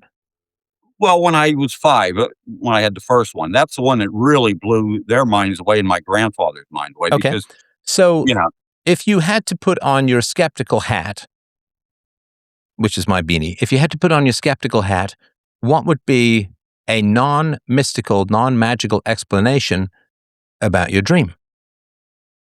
Non-mystical. Well, the first one was that I'm not even sure how to answer that question. But let me finish you something here. When I was 14, bro. Well, I'm trying to get. That's rude. You can't just ignore my question. Okay, ask your question again. Hang on. What was my question? Just ask me the question again. Okay, Jeff. Right. I need to know whether you're listening to me or not, because we can't have a conversation if you're not listening. And just so everyone knows, listen, I want to be clear about this. Nobody has to answer any of my questions. Hang on. Please don't talk in my ear when I'm talking. So nobody has to answer any of my questions. That's fine. So Jeff, you can say to me, I don't want to answer your question, Steph. Totally fine. I'm not a border guard. I'm not the FBI, right? Nobody has to answer any of my questions. That's totally fine. But you can't just ignore them. You can't just ignore the fact that I did ask a question, because that's really rude. So you can say to me, if I were to say to you, how big is your penis? You can say to me, Steph, don't ask me that question. That's rude, right? And that's fine, right? But if I ask you a question, then you can't just say, well, I'm going to go on with my story and I'm going to ignore your question. That's not a conversation, right? Okay, I'm sorry. It's totally fine. And also, if you're not listening to me, we can't have a conversation, right? Then what you should do is have your own show and do a monologue. Because what we try to have, this is why the call-in shows, like we do this audio and we have these conversations, because they're supposed to be conversations. And I don't want to, and I'm sorry to be a nag and I'm sorry to be Karening about this, but I don't want to model bad conversations for my listeners, for the hundreds of thousands or millions of people who can listen to this over time. I don't want to model bad communication or non-communication. So this is why I'm an annoying nag, and I do apologize for that, but I think it's really important. So I'll ask the question again regarding your dream you had when you were 5, that a man in a suit was coming to the door to give your mother divorce papers, and then that's what happened that day. So what is a non-mystical explanation of that, if you had to provide one? I'm not saying whether you agree with it, but what's the least mystical explanation as to why you had that dream? Well, I don't know how to answer that question. That's why I said I don't know how to answer that. A non-mystical way. I'm not trying to look at this as a mystical way. It's just something that happened. it just happened. I had the dream, and I can't explain whether it's mystical or whether it's religious or not. Oh, okay. Sorry to interrupt. Sorry. Oh, well, I can explain it very, very easily. Yeah. So, well, hang on. Sorry, go ahead. I still wanted to finish it. No. We have to do one dream at a time. I don't let things stack up, Okay. right? Okay, go. Okay. So the way that you would understand that is that as a child, your entire focus is your parents, and children's security is based upon the quality of their parents' relationship. In other words, children feel very anxious if their parents aren't getting along because it threatens the pair bonding, it threatens the security, it threatens the protection, it threatens the provision of resources, and so on. And so as a 5-year-old, in general, parents forget this, right? So parents, they've got the whole world out there doing stuff, but kids are basically just staring at the parents, maybe staring a bit at the siblings, mostly at the parents. And so you are attuned very deeply as a little boy to the quality of the relationship that your parents are having. Now, if your parents are getting along, Which they were. well, no, they weren't, because your father's Yes, they were. divorcing Yes, they your were. mom, right? You have to know the whole story. They were getting along. My mother didn't know anything about it. My dad caught her cheating and almost bankrupted her, or bankrupted him, and he never let on to any of it. None of it. There was no fighting, no nothing. He just flat out divorced her, and it was hell after that. Now that was hell. But Okay, the so other, hang on. wait a minute. No. So, okay, so you would But have let's to, forget about that dream for a second. I'm sorry? Read. Let's just forget about that dream for a Okay, second. bro, stop being rude. I'm sorry. Jesus, this is rude. I'm telling you what I need in the conversation. I've now told you 3 times. I want to focus on one thing at a time. Stop trying to drag me to the next dream. Okay. Okay, I got to be a part of this conversation. This is the problem with mystics. They have No, trouble connecting with people because you're too inside your own heads. no. So you picked up that your father was upset. You picked up a difference in your father's relationship with your mother. You picked up that there was a problem. How would you even know the word divorce at the age of 5 unless you'd heard it somewhere? No, I knew the word. I have a very high IQ. Well, Very high. it doesn't matter if you have a high IQ or not. You still knew what can't a divorce invent a was. hang on. You still can't invent a word that you've never been exposed to. Well, of Right? course Having a high IQ doesn't give you access to knowledge that you don't have. So it doesn't matter how high your IQ is. It doesn't mean you know the name of the 2 moons of Mars or the 27 moons of Jupiter or right. whatever number it is. Right. Okay, so as a kid, you picked up that something was going badly in your relationship, in the relationship your parents had, and you'd heard the term divorce somewhere. Maybe you overheard your father talking to his lawyer saying, "No, I'm going to divorce her, but the divorce papers are coming." Maybe you heard it.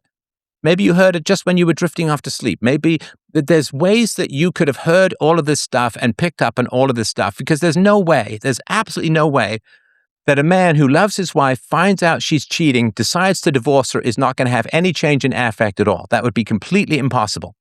And so you picked on something, you have very high IQ, I accept that. You picked up on something and you heard the word divorce and you had some idea of what it meant, because just hearing the word divorce wouldn't make you understand what it is.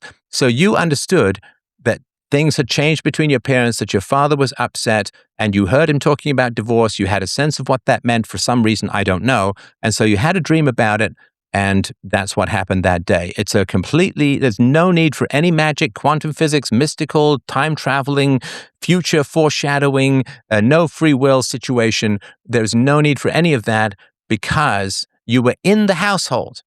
You were in the household and you are focusing on your parents' relationship obsessively as a child, and you got that there was something different, and you knew what a divorce was, and you had that dream because your unconscious was preparing you for what was coming. You can say that, but my mother didn't even know about the divorce. Nothing was ever said.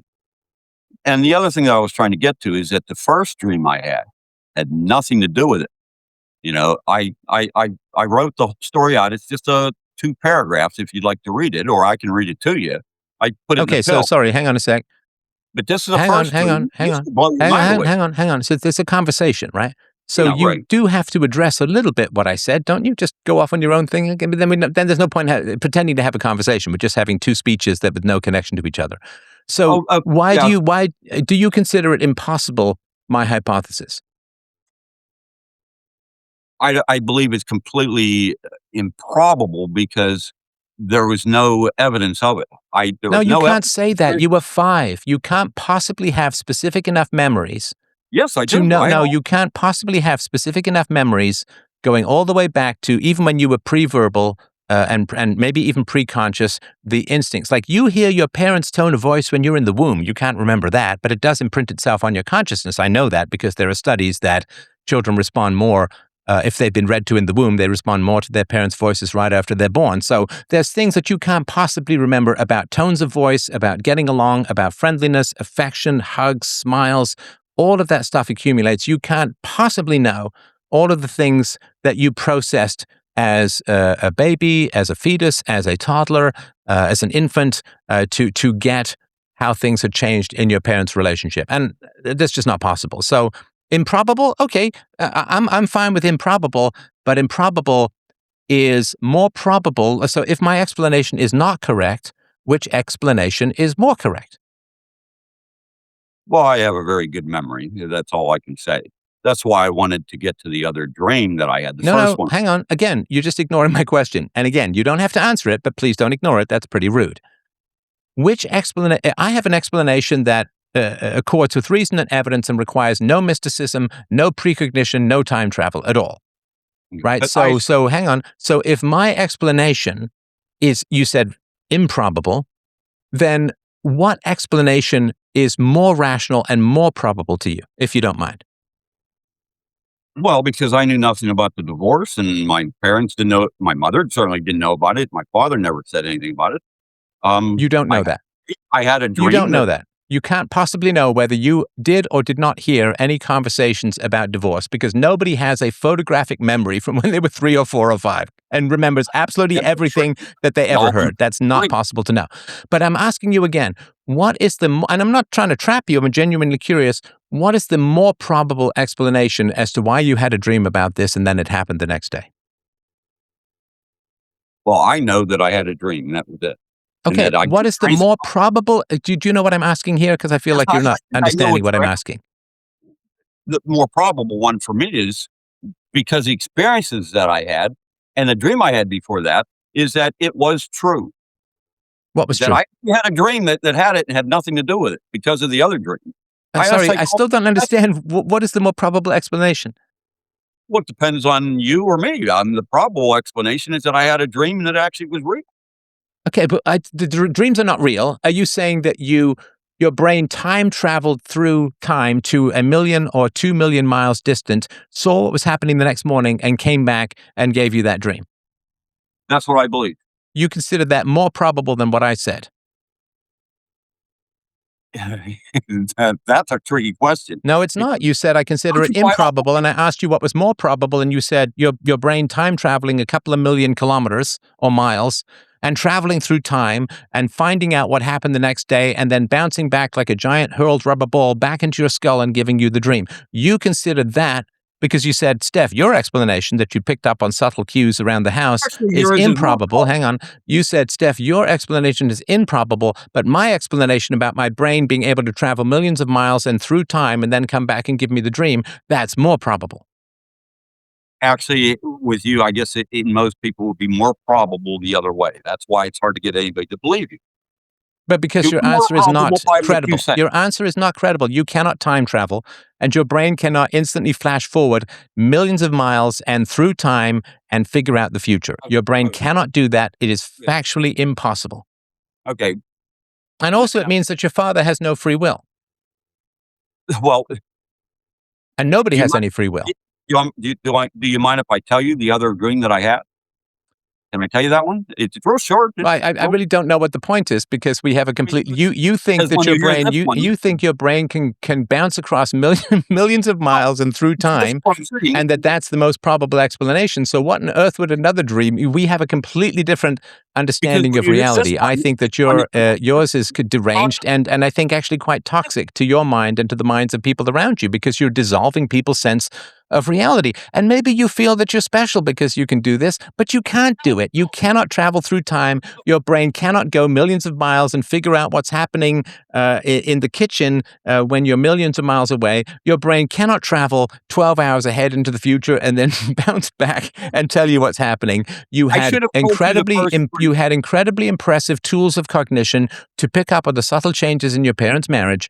That's very cool. I think that's even more amazing than the nonsense that you're coming up with about time travel and mysticism, being able to cross millions of miles with the leap of a single thought and so on. It's just not true. It's absolutely false. And another dream isn't going to change that. Stefan, do you have an open mind? Just for a second here. Don't be rude. Don't be rude. Just let me tell you. Don't be rude. This What open you- mind thing is just another piece of mystical bullshit that people, Steph, you got to have an open mind. I don't have to have a fucking open mind. I don't have to follow your methodology at all. I am going to tell you that you cannot time travel. There are no square circles. Your brain cannot bounce 2 million miles away and then bounce back overnight. Your brain cannot do that. That's not called being open-minded. I'm just open-minded to the point where my brain falls out into this vat of craziness. Your brain can't do that. And don't insult me by saying it's somehow, hey man, if you were open-minded, you'd get that 2 and 2 does make 5. It's like, that's not open-minded. That's just wrong. Stefan, I'm just asking you just to please listen to me about this other dream, and I'll tell you real fast. Okay, please. Okay, hang on. But hang on. Why? begging you. Well, hang on. You and I fundamentally disagree. You think that your brain is capable of that which is insane and impossible, and I know that it's not. So what would another dream change about that? Will you let me tell you this other dream? Okay, you still need to answer my question. Don't just ignore it, because that's rude. Well, See, I don't now, know. if you were good at predicting the future, you'd know that I get annoyed when people ignore my questions because it's rude and you change your behavior. You can't even see 5 fucking minutes down the conversation to know that you're being rude and I'm going to call you out on it. How am I supposed to know that you knew what your father was going to do in 12 or 14 hours when you were 5 when you can't even see 5 minutes down the conversation that we're having? Steph, I should have told you the first dream first, and then you'd understand what I meant. Look, I mean, if the only way to continue the conversation, because you're obviously stuck on this, so, okay, tell me the dream and then we'll close it up. I'm going to read it to you, okay? Because I put it down here. How long is it? It's just 2 paragraphs. Okay, good. Okay, very quick. When I was 5 years old, in 1966, I had a dream that I was aboard a ship, sitting in the captain's cabin playing cards with the captain who said he was my great-great-grandfather. He showed me a scrimshawed gunpowder horn, which I owned, with a secret carved on it in cryptic anagrams and puzzles. He told me I'd discovered the secret carved on the horn in the year 2000. The next morning, I told my father about it, and he got upset and called my grandfather on the phone and accused him of telling me about the story of my great-great-grandfather's scrimshawed horn.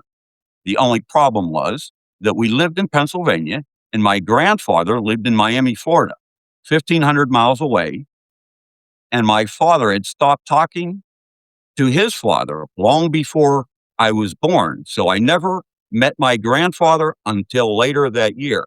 Didn't even know I had a grandfather. I thought he was dead. I had many dreams after that were proven true.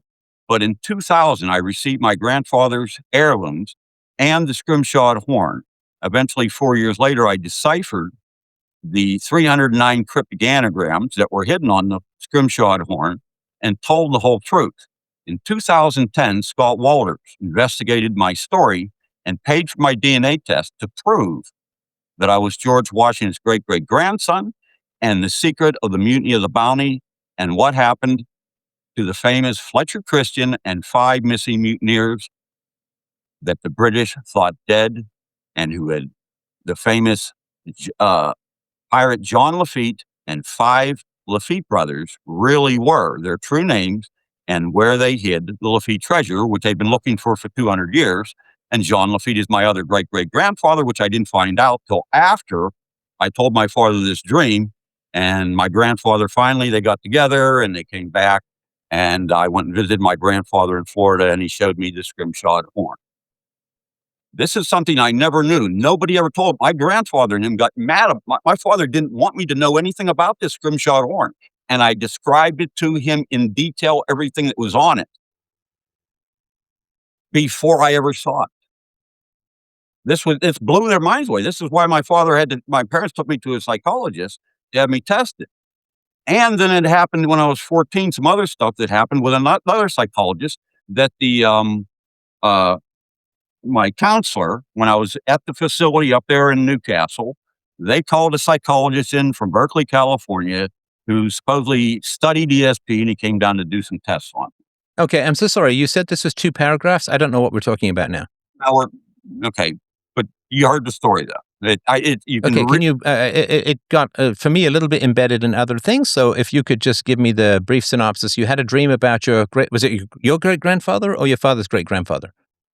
My great great great grandfather, 200 years ago. Okay, so 200 years ago, and wasn't that someone you said that your father had not spoken to, but that wasn't him because he would be. Oh, it was his father. They had gotten in a bunch of stuff over this whole story. My father and him, they disowned each other. They hadn't talked in like 10 years. Okay, again, sorry, I need to keep the story short just so I can comprehend it. So you had a dream about cryptic glyphs and so on, and then you deciphered them later, and I lost a little bit track of that. Sorry about that. It's an cryptics, 309 of them carved on a scrimshawed horn, very valuable one. It's been appraised in the 7 figures. Okay, sorry, I don't know what. So how old were you when? Hang on, you said you had the dream when you were 14. Please just boil it. Hang on, I'm still talking. Stop yelling in my ear when I'm talking. It's incredibly rude, and you should know that if you're psychic. 5. Okay, 7. so let me finish. Tell me the psychic elements of what you dreamed and how they were verified. Just give me that in like 30 seconds. I had a dream of this scrimshawed powder horn. I described it to my father, every image on it, and my father verified that this thing did exist, and he called my grandfather right in front of me, yelled at my grandfather and all this stuff, and he was 1,500 miles away in Florida. My father didn't want me to know this story. He didn't want me to know any of it. He never told. I thought okay, I need you to focus, bro. Just tell me. I don't care your father's motivations. Just tell me you dreamt of these glyphs, and then what? Yeah. Well, next morning I told my father about this. I know you mentioned that. So tell me about the psychic part. The psychic part. I don't understand. I'll tell you about the psychic part. I'm not sure what you mean. Something to do with the dream coming true, right? Oh, yeah. 34 years later, it came true. In 2002, when my great-great-grandfather told me that I would discover the secret on his scrimshawed horn. My great-great-grandfather, 200 years ago. Sorry, how did he told you in another dream 34 years later? My great-great-grandfather, in a dream, said that I would discover the secret carved on that powder horn. Okay, hang on. So there's 2 dreams, one when you're 14 and then one 34 years later?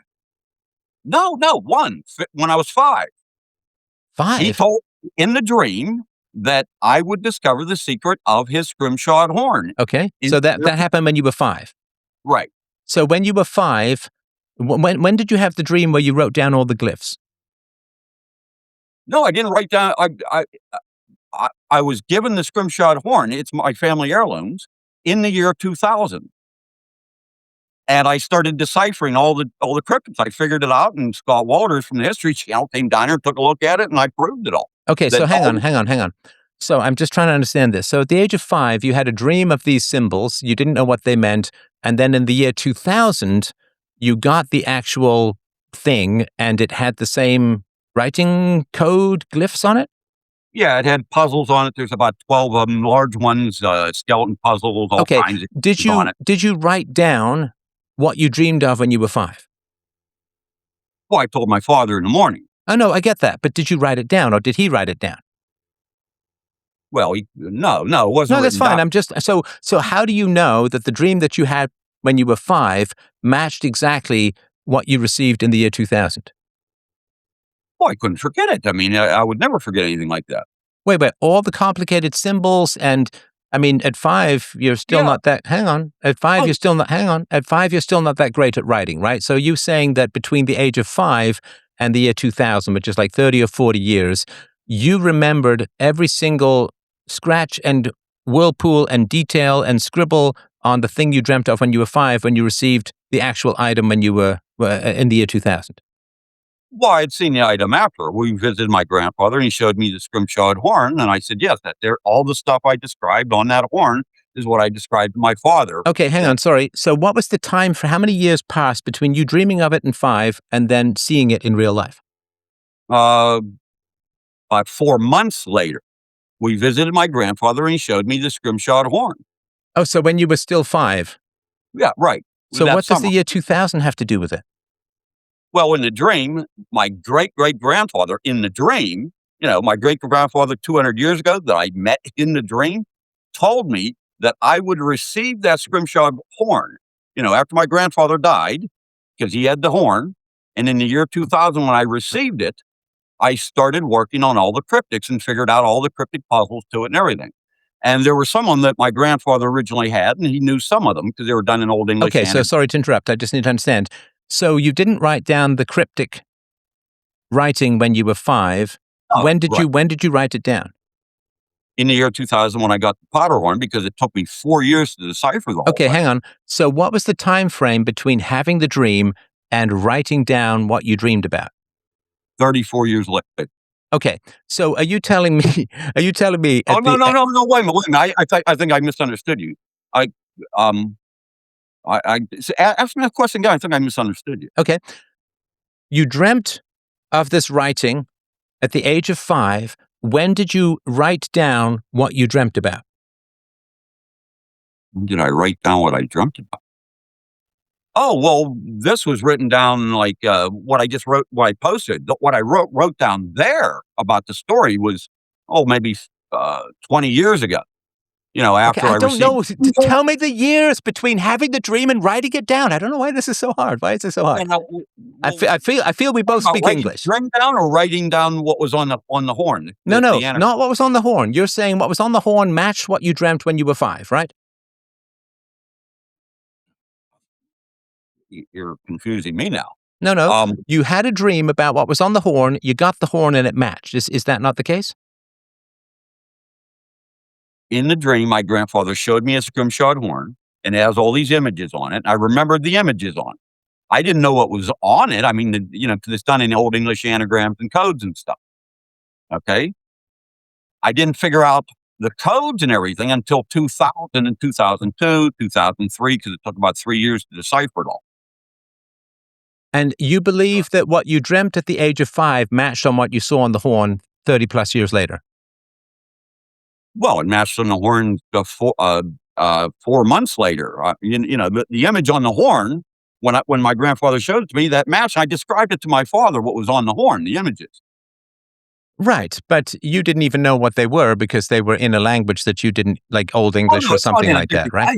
In Old English anagrams and symbols and picture puzzles. Yeah, I mean, I know this is an important story for you, but it's completely unbelievable. The idea that you would remember what you dreamed at the age of 5 and match it up to something 30 years later when you didn't write anything down that you saw at the age of 5. Like, I'm sorry, it's just not believable. It's just absolutely unbelievable.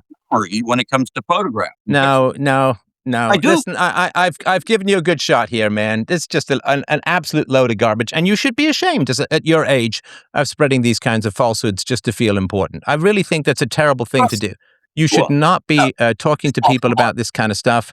The stories are incomprehensible. It's really hard to follow what's going on.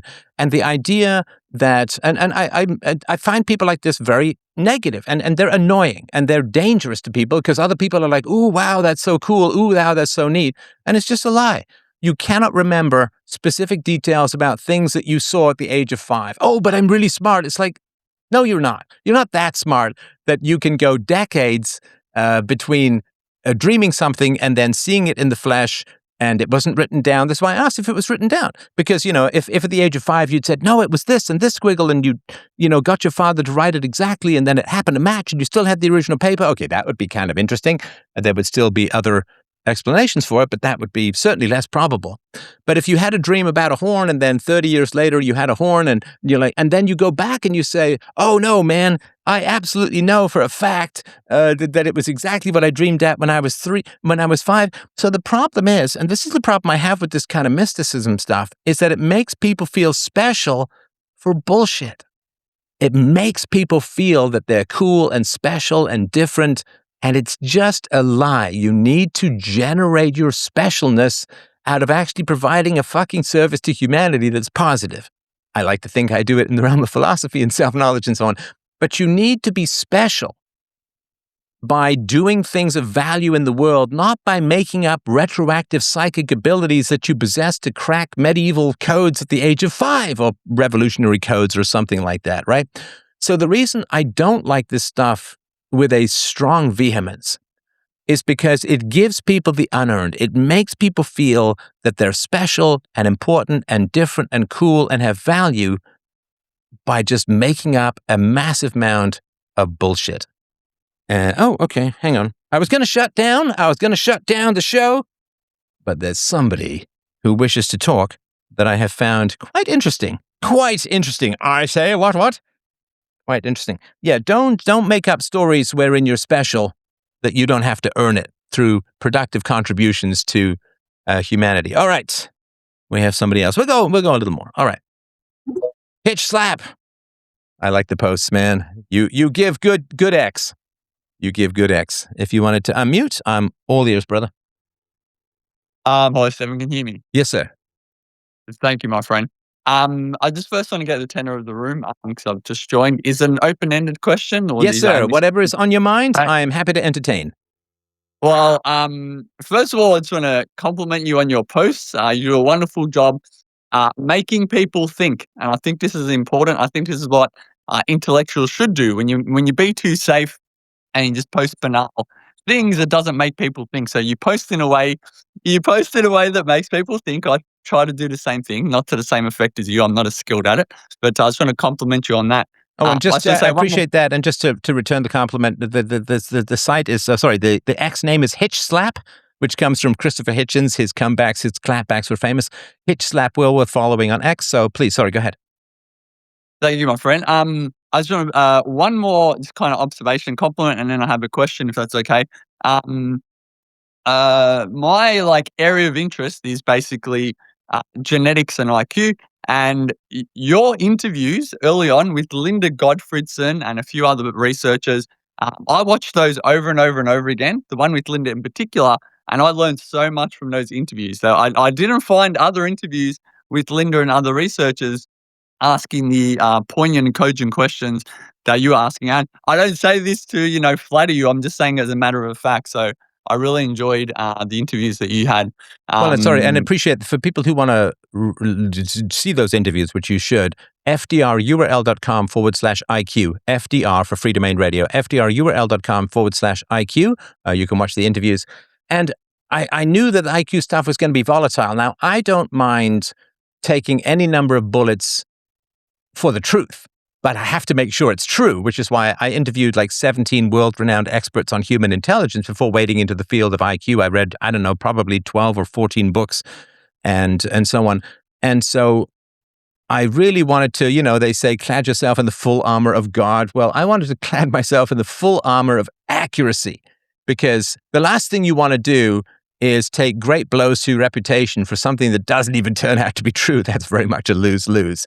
And so I really wanted to sort of, in a sense, get all my ducks in a row, make sure that the information was valid and true and acceptable by not just, say, right-wing people, but also by left-wing people on the show to talk about things. I interviewed Dr. Flynn, author of the book, The Flynn Effect, and the founder of that. So people from all over the political spectrum, they all had the same things to say about IQ, so I knew it wasn't just some political thing. And of course, I'm a big one for deferring to experts, particularly when those experts are going against the grain and are taking on challenging topics. Experts who just agree with everyone else, not particularly impressive. So yeah, fdrurl.com/IQ. I did those interviews, I think 2015, 2016, maybe a little earlier, because there was quite a long stretch of those. And yeah, I'll go to the ramparts and I'll take the arrows and take the blows, but only if I know that I'm in the right. So that was sort of the purpose of that. And I'm glad that they're still being watched, and I'm glad that they're helpful. And it's worth noting, exactly as you're saying, it's worth emphasizing that when I started to learn about genetics, I went to Robert Plomin. If I wanted to know about if I wanted to learn about population genetics, I went to David Reich. So I try to go to the world leaders to save wasting my time, basically. And this is exactly what you did and what you're alluding to. Linda Gottfriedson, again, an absolute doyen in the field, and you weren't asking a Mickey Mouse questions. It wasn't just a walkthrough. You're asking very, very difficult questions. So I really appreciate it. Thank you. My question is around. I've heard, this is just to get your opinion. I don't know to what degree you've researched memory and stuff like this. Just to set up a little bit, there is generally a well-known correlation between IQ and memory. That is to say, memory is one of the best measures of general intelligence, or G. And I've noticed this thing just in observations from talking to people. Higher IQ people generally claim to be able to remember earlier and earlier and earlier. For example, I know a PhD biologist, I asked him what his earliest memory was. This is a question which I'm always interested in people. And if it's okay, I want to ask you this question in a minute. But some people claim to be able to remember, and again, these are generally very high IQ people. They got no reason to lie. They claim they have not vivid, but fragments of memories, even from when they were in the hospital. They claim kind of seeing their parents in the hospital, etc. So it's a two-part question, if I may. The first one is, do you believe it's possible for not autistic savants? I'm not talking about them. I just mean high IQ people. Do you think it's possible that some of them have memories from hospital? And I just want to ask you, what is your earliest memory, if you don't mind sharing? No, that's totally fine. I mean, I ask people all their personal questions. I have no problem sharing that. My earliest memory is before I could walk. So I think I was 10 or 11 months. And it is me sitting in the hallway. My brother, who was older, was dancing around and chanting, "Stefan is a baby, Stefan is a baby." And I was going, I remember saying, "No," like frustrated and not enjoying the particular interaction, which was quite common, unfortunately, with my brother. But yeah, so that's my earliest memory. I don't have anything before that. And I do know that I have memories that I don't have organically, but because I've been told the story repeatedly. In other words, I have a memory of lying behind a couch and falling asleep, but I also know that I don't specifically have that memory, but I know that my mother told the story about playing hide and go seek or something like that. And she couldn't find me. She couldn't find me because I'd fallen asleep behind the couch, and she was frantic and calling the cops and all of that. So that memory is not organic, but simply something that I've been told of. The problem, of course, with the IQ stuff is that people love to signal their IQ. And I mean, you see this all the time. Apparently, everyone on X is an expert in Middle Eastern affairs with an IQ of 160. That's the baseline for everyone on X. So the problem is that when people say, "Ooh, memory is important," and memory, and in particular, mental manipulation. So my wife has given thousands of IQ tests over the years. And, one of the things that's quite common in IQ tests is they try to make it more G-loaded. G stands for sort of general intelligence rather than like your raw intelligence, rather than, say, things that you've learned and memorized and so on.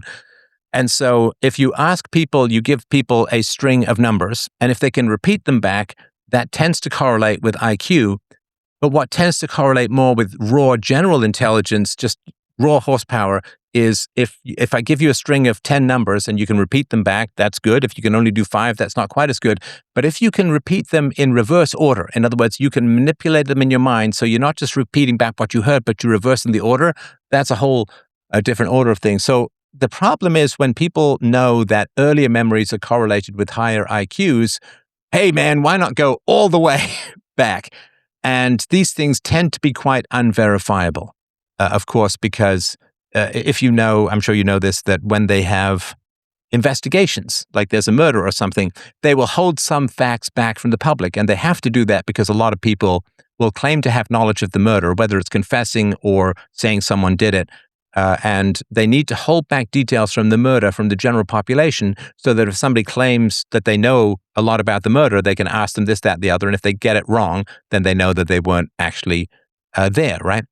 So, if somebody's stabbed with a knife, they might say, somebody was stabbed with a knife, but the knife had a funny hook at the end, right? And then if somebody doesn't know that, then they don't know much about the murder. So they have to kind of keep that stuff back. So if people know that earlier memories are associated with high IQs, they might try and mimic that by going further back. And how can you possibly disprove, right? They say, "Oh, I had a Jamaican nurse, when I was a baby. It's like, well, but there are probably pictures. I have a picture of my daughter with the nurse who delivered her, and they're probably the parents have told the story. Oh, there was this wonderful Jamaican nurse or this terrible Jamaican nurse, something like that. They may have heard all of that, or they may just be coincidentally right. So it's one of these things where you say, why would they have any incentive to lie? Well, people have an incentive to lie because it makes them look smarter, and people love to, display this high IQ because it's kind of like an argument from authority.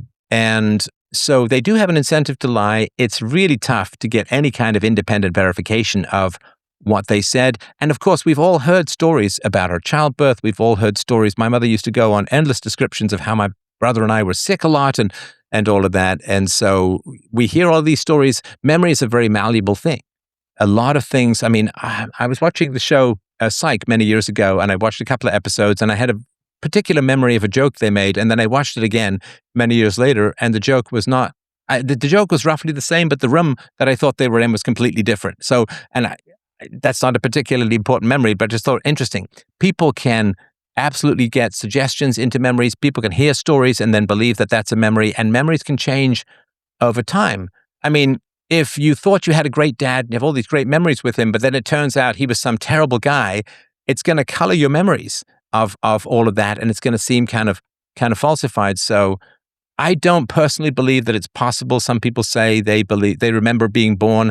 I don't think that's possible. I don't think the brain is even remotely formed enough to retain lengthy memories. And I think we would just know this. I'm sorry, I'll shut up in a sec. But I think we would know this evolutionarily. Please continue. I'm enjoying it. So the value, what is the value of memory? The value of memory is to avoid future problems and to accumulate knowledge that will help us in the future. The purpose of memory is the future, right? So I remember as a kid, we had this a gas stove, and I remember, I wanted to butter some bread, and I picked up the knife from the gas stove, but it had been beneath an open burner for a while, and I burnt myself when I was very little. I remember reaching over the gas stove. So I made sure I didn't reach things from the gas stove. The purpose of memory is for the future, to keep you safe, or to, of course, if you remember words, then you need to know how to use language. So the purpose of memory, how it has evolved, is to keep us safe.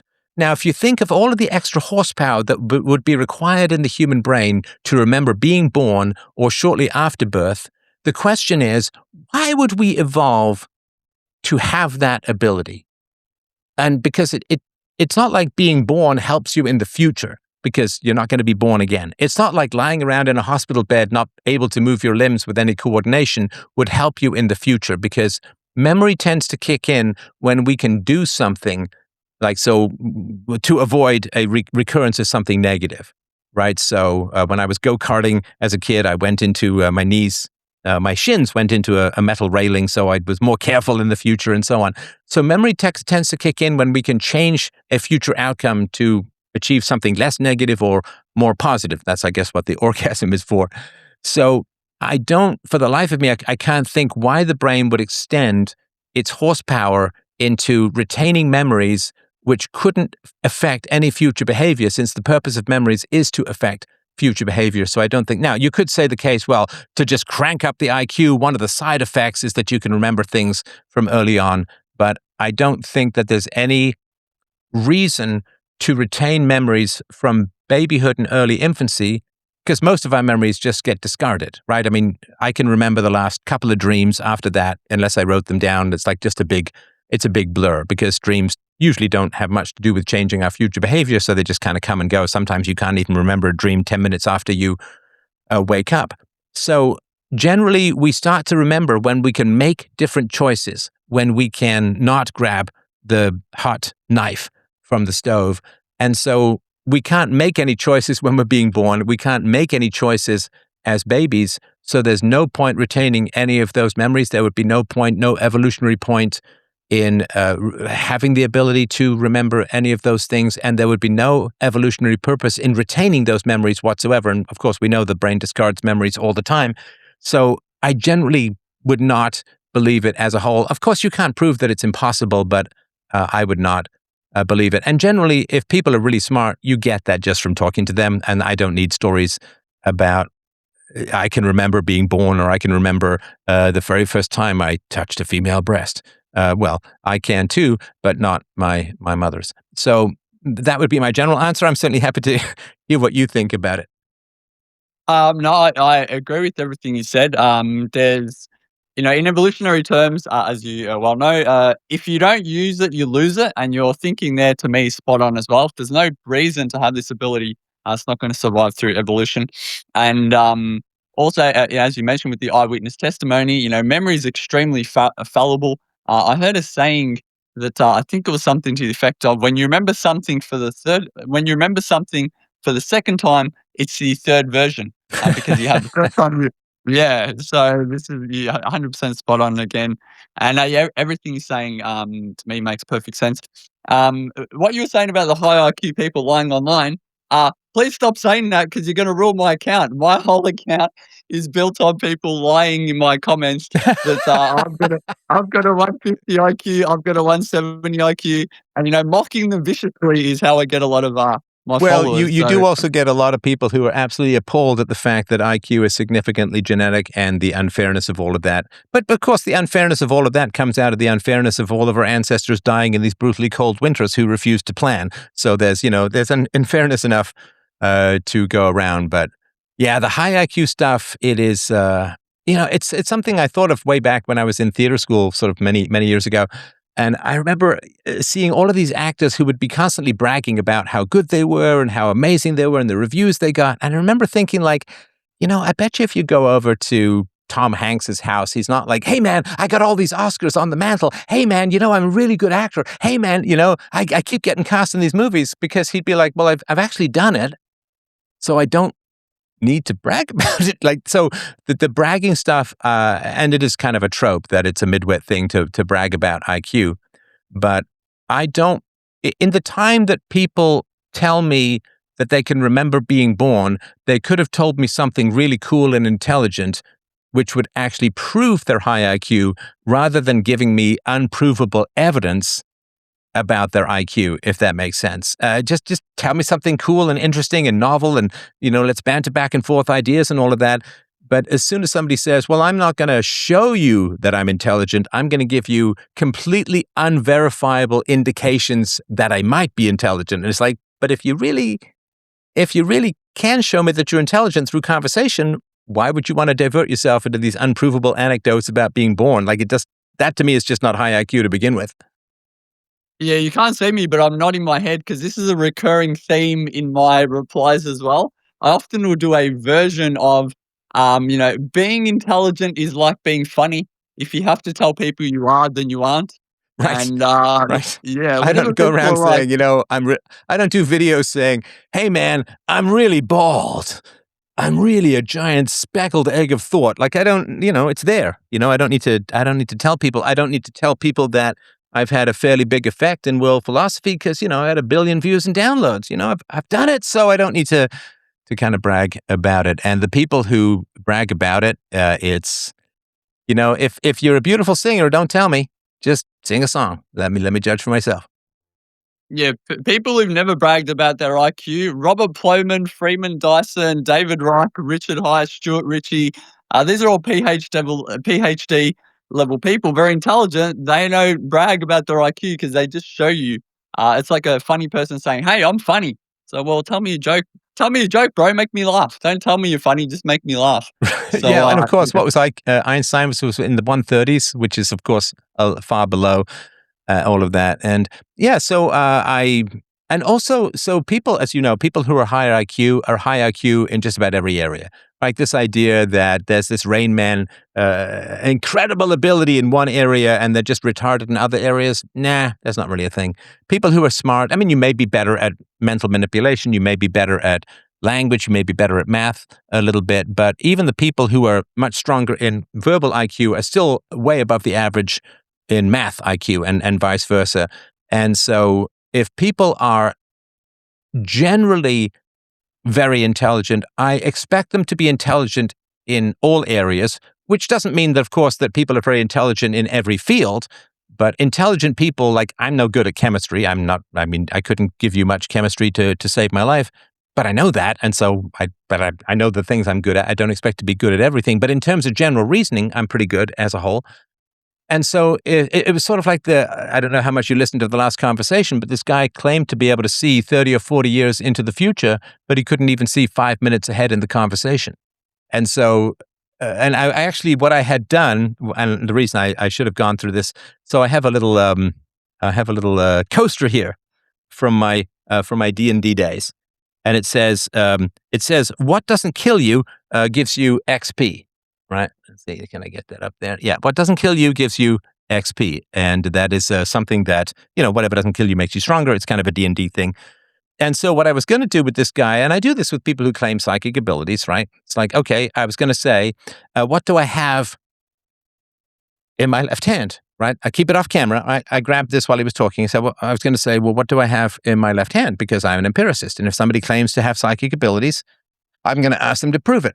Then, of course, what are they going to say? Oh, it doesn't work that way, man. I can't control it, blah, blah, blah, blah, blah. It's like, okay, so you're claiming an ability and you're also claiming that you have no ability to prove it. And in which case you're just lying or deluded or crazy or whatever. It doesn't really matter. I mean, but you're not, it's not a valid thing. And so if people they claim to have very high IQ, then I'm going to assume they also have very high IQ in figuring out how to show people that they have very high IQ.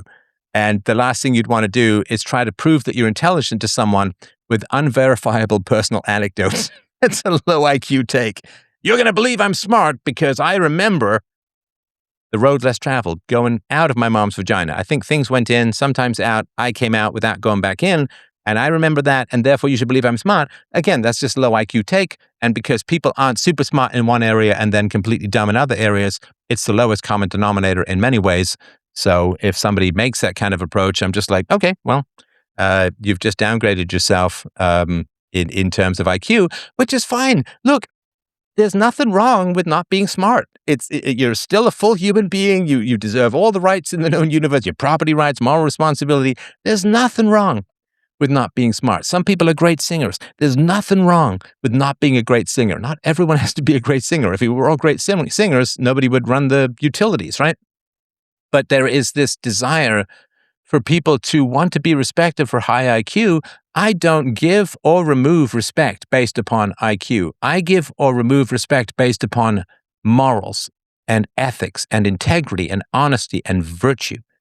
And smart people, they have a slight edge on some virtues, but as a whole, somebody who's less intelligent but has a great commitment to honesty and virtue is a far more valuable human being socially than a high IQ person who's amoral or actively evil. So, and so when people say, well, you should think I'm smart, or I want to give the impression I'm smart because I can remember things from way back in the day, I think they're lying, and therefore they're downgraded for me, even if I found out that they had IQ of 160 or 170, but I knew that they were pretty much lying about this nonsense, I would have much less respect from them than I had somebody who was an IQ of 90 or 95 who told the truth. Because the people who lie and are smart are generally pretty negative towards society as a whole. They tend to say that Iran is just about to get nuclear weapons and get, tens of thousands of people killed. So I look for morals far more than IQ. And when people fake high IQ with unverifiable anecdotes, I know that they're not telling the truth. And that is much more negative for me because we can control our integrity. We don't have much control over our IQ. 100%. And you were touching on the positive manifold there for a minute. This is the observation that people that are high in one trait of IQ or one subset are high in all of them. This is absolutely true. People want to look into it, the positive manifold. And a common... Sorry, could you just explain positive manifold? It's not a term I'm familiar with, and maybe the audience doesn't know either. Yeah, 100%. You will notice that, as you were, rightly pointed out, generally, and there's many different ways to look at it, but generally in IQ tests, they're testing 5 things. Again, depends on the model that you're using, whether it's a WACE or something else. But they're generally testing verbal reasoning, mathematical reasoning, memory, spatial awareness, and reaction time, and a few other things. Of course, I don't want to bore everyone with all the tiny technicalities, but people that are high in one of those categories that I mentioned will generally be high in all of them. Now, sometimes you hear people say, well, I'm 140 in verbal, but I'm only 120 in math or something like this. What they're not kind of taking into account is they're still, even their lowest subtest is still 20 points over the population average. So people who do well on one tend to do well on all subtests. but they don't do equally well. So sometimes people can have a bit of a tilt for math or a tilt for reasoning or a tilt for memory or something like this.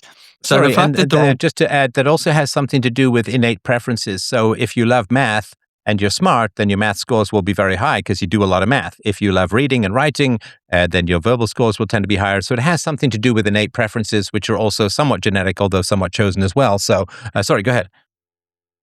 Yeah, this is also, as you're alluding to as well, this is sometimes reverse causation. People will say, "Oh, I just loved, I loved mathematics, therefore I practiced it, therefore I became excellent." What they kind of negate sometimes is people have an innate ability or predilection for certain things. Some people are better at language acquisition. Some people are better at mathematics. So people like to do things that they're good at. So if you have an innate ability from a young age, you'll enjoy doing it. Not most people don't like doing things that they're bad at. So, Well, of and course, I love music, but I don't have any particular musical talent. I can sing a little bit, but I don't have any particular musical talent, so I did not make a living at it. I enjoyed acting. Whether I could have been one or not, I don't really know, but it wasn't something that I wanted to take the risk of, and so on. So, yeah, even if you want things very badly, it doesn't mean. I mean, most people would love to be a rock singer, right? It seems like a pretty fun gig, and you get lots of chicks and so on, but it really just depends on your abilities and your preferences and so on. But and just because you want something, you still have to have kind of like the raw horsepower to be able to do it. In other words, if you want to be a basketball player, you have to be tall, but not every tall person becomes a basketball player. 100%. You definitely need both. You need both a desire and an ability. I guess what I'm saying. I mean, I agree with everything you're saying. I'm not disagreeing. Robert Plomin has a book called Blueprint. I cannot recommend this book enough. It's one of the premier books on behavioral genetics, and he talks about this as well. Like, kind of, the parents should be like a gardener. There's certain flowers or plants will grow well in the soil or the environment, and you just have to watch what's growing and then foster that. And that's often what's going on with most kids and their abilities. They will have a natural talent for it. They'll be drawn to it, and then the parents will push them to some degree. But yeah, you definitely need both an ability and a desire. Just to wrap up the positive manifold, all these subtests of IQ are positively correlated. This is simply the positive manifold. And why are they all positively correlated? This is because they all have something in common. They're all measuring the same thing to some degree, which is general intelligence. And Richard High describes general intelligence and Linda Godfredson, I think actually you mentioned this in your discussion with her, that general intelligence is a general mental ability, and it helps you with every single cognitive task. It doesn't matter if you're reading a bus timetable or deciding what to get from the supermarket, or if you're talking to Stefan Molyneux and you're not realizing that you're coming off very, very strange. This is all. This is all involves general intelligence and general mental ability. So some people have more G, some people have less G. That's what explains the positive manifold. They're all measuring something in common. That's why everything is positively correlated. Well, and the IQ stuff to me is really interesting because it's the antidote to Marxism. The Marxism, of course, says that all success is the result of immorality, exploiting the workers, paying less than their labor value or the value of their labor, right? So you sell something for $20 and you pay the worker $10 and you've stolen, right? So all success, everyone's kind of a blob, everyone's the same, and the people who succeed are the people who are the least moral, the most evil. And then, of course, when they get power, they punish those people with gulags and executions and so on. And IQ, this is sort of the Pareto principle that the square root of any group of people in a meritocracy, the square root of that number produces half the value. So you got a company of 10,000 people, 100 of them produce half the value. And 10 of those 100 produce the other half. So out of 10,000 people, 10 of them are producing 25% of the entire value of the productivity and of the company. And that's why meritocracies, people tend to get paid a lot because they're just magic productivity machines.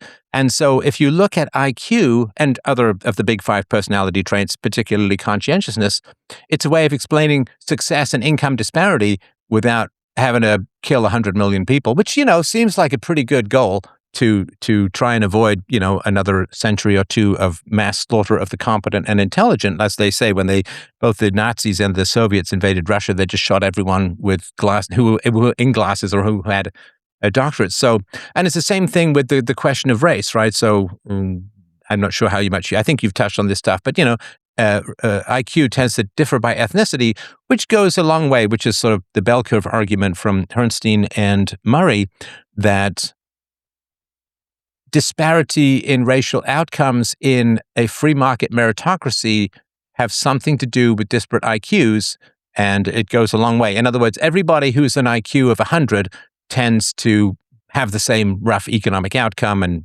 115 or 85, you go standard deviation above or below, tends to have similar, but because IQs are unevenly distributed for various reasons, which are somewhat understood, not perfectly understood, of course, like the sort of winter theory and so on. And so it's a good way to have races stop hating each other, which is to just say, like, we don't look at the NBA and you say, well, they just hate Asians. They just hate East Asians. Well, no, it's just that East Asians tend to be a little bit shorter and whatever. They don't have the same fast-firing muscles that a lot of Caucasians and blacks have. And so you don't just look there and say, well, it's a meritocracy, but this kind of athletic ability and height is unevenly distributed between the races. So we don't have to look at the NFL owners and say, well, they hate pygmies, they hate East Asians, they hate Australian Aborigine, whatever, right? There's a meritocracy and there's uneven distribution of particular skills, abilities, and none of this makes anyone superior or inferior. It's just differences, right?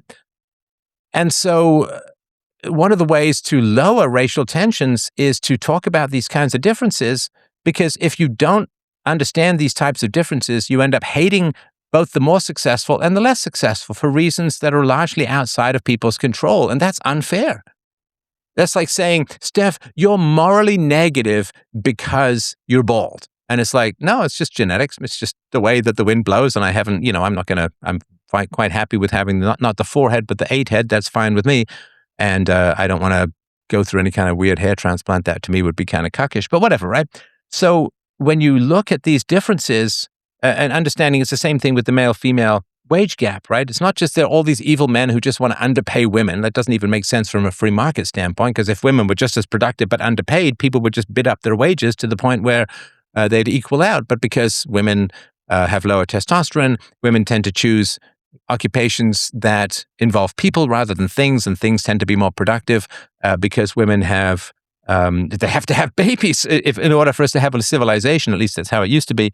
And so there's going to be less time and effort and energy available for productivity. The testosterone levels are significantly lower. Some of the aggression is lower. Physical strength is lower, which means in physical labor jobs or jobs that require physical endurance, though. So anyway, just a wide variety of things. So rather than saying, oh, well, women are paid less because they're lazy, or men are paid more because men are sexist, like, it's these weird explanations for things that have a simple biological basis reason. Again, you don't ever judge any individuals, but when you zoom out enough, the group dynamics are pretty clear.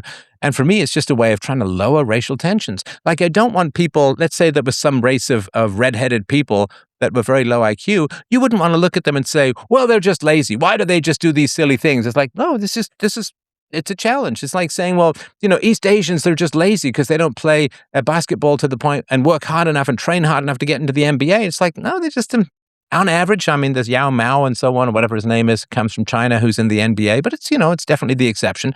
So if you look at these bell curves, it's just a way of lowering these social hostilities and these social tensions, so we can actually just start talking about things without screaming at each other and calling people lazy or racist or supremacists. It's just, that's all weird, mystical nonsense.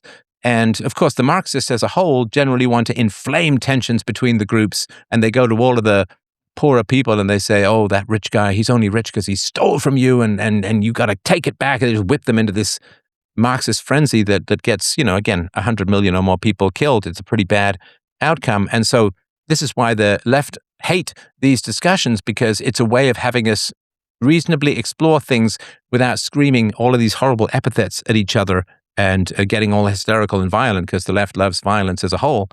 And so I just wanted to sort of point out that it's a pretty important conversation. I didn't just go into it because I thought it would be fun, because it wasn't. And I didn't go into it because of any negative feelings or hatred. I went into it as a man of peace, trying to get people to reason through things rather than scream hostility at each other and set up the case for, what effectively turns out to be a genocide of the intelligent, because of this incoherent rage that comes out of the people who are less successful looking at the more successful and thinking that the more successful have just magically stolen everything from them. You know, like, who should be the singer in the band, the best singer?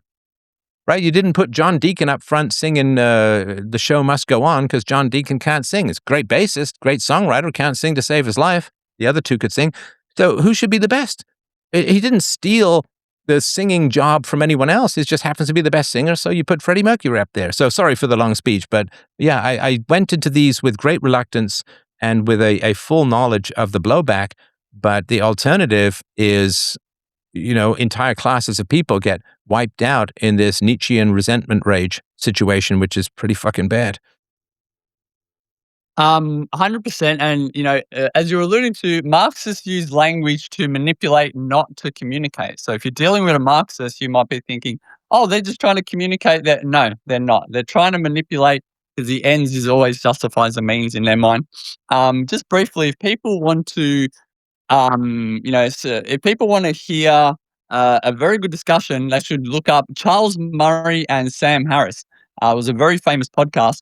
And Sam Harris basically said, in his own words, that he'd been misinformed about what Charles Murray believed. Sorry, you're not evil. Anyway, sorry, go on. Yes, 100%. Sam Harris had said, in his own words on the podcast, that he believed, he'd been informed that Charles Murray was, the devil incarnate, and he held all these horrible views. And I think Sam Harris went on to say something like, Charles Murray's views are pretty banal. Like, nothing was very, very shocking. But one thing I want to point out from that discussion, which is exactly what you're alluding to, Sam Harris at some point does challenge Charles Murray, and he says, Charles, why do you talk about it? What's the point? What is the point of talking about races? Why are you just upsetting people? What is the point? What is the utility? Why are you doing it? And I won't do it as well as Charles, so people should check it out. But he made a very similar point to you, and he says, at the moment in America, all disparate outcomes are blamed on disparate treatment. So anytime you see disparate outcomes from minority groups, it can be in business, it can be in anything, it's 100% blamed on racism. Whereas even if we ignore the causes and we just look at, we all get, I hope, descriptive, prescriptive, and causal attribution.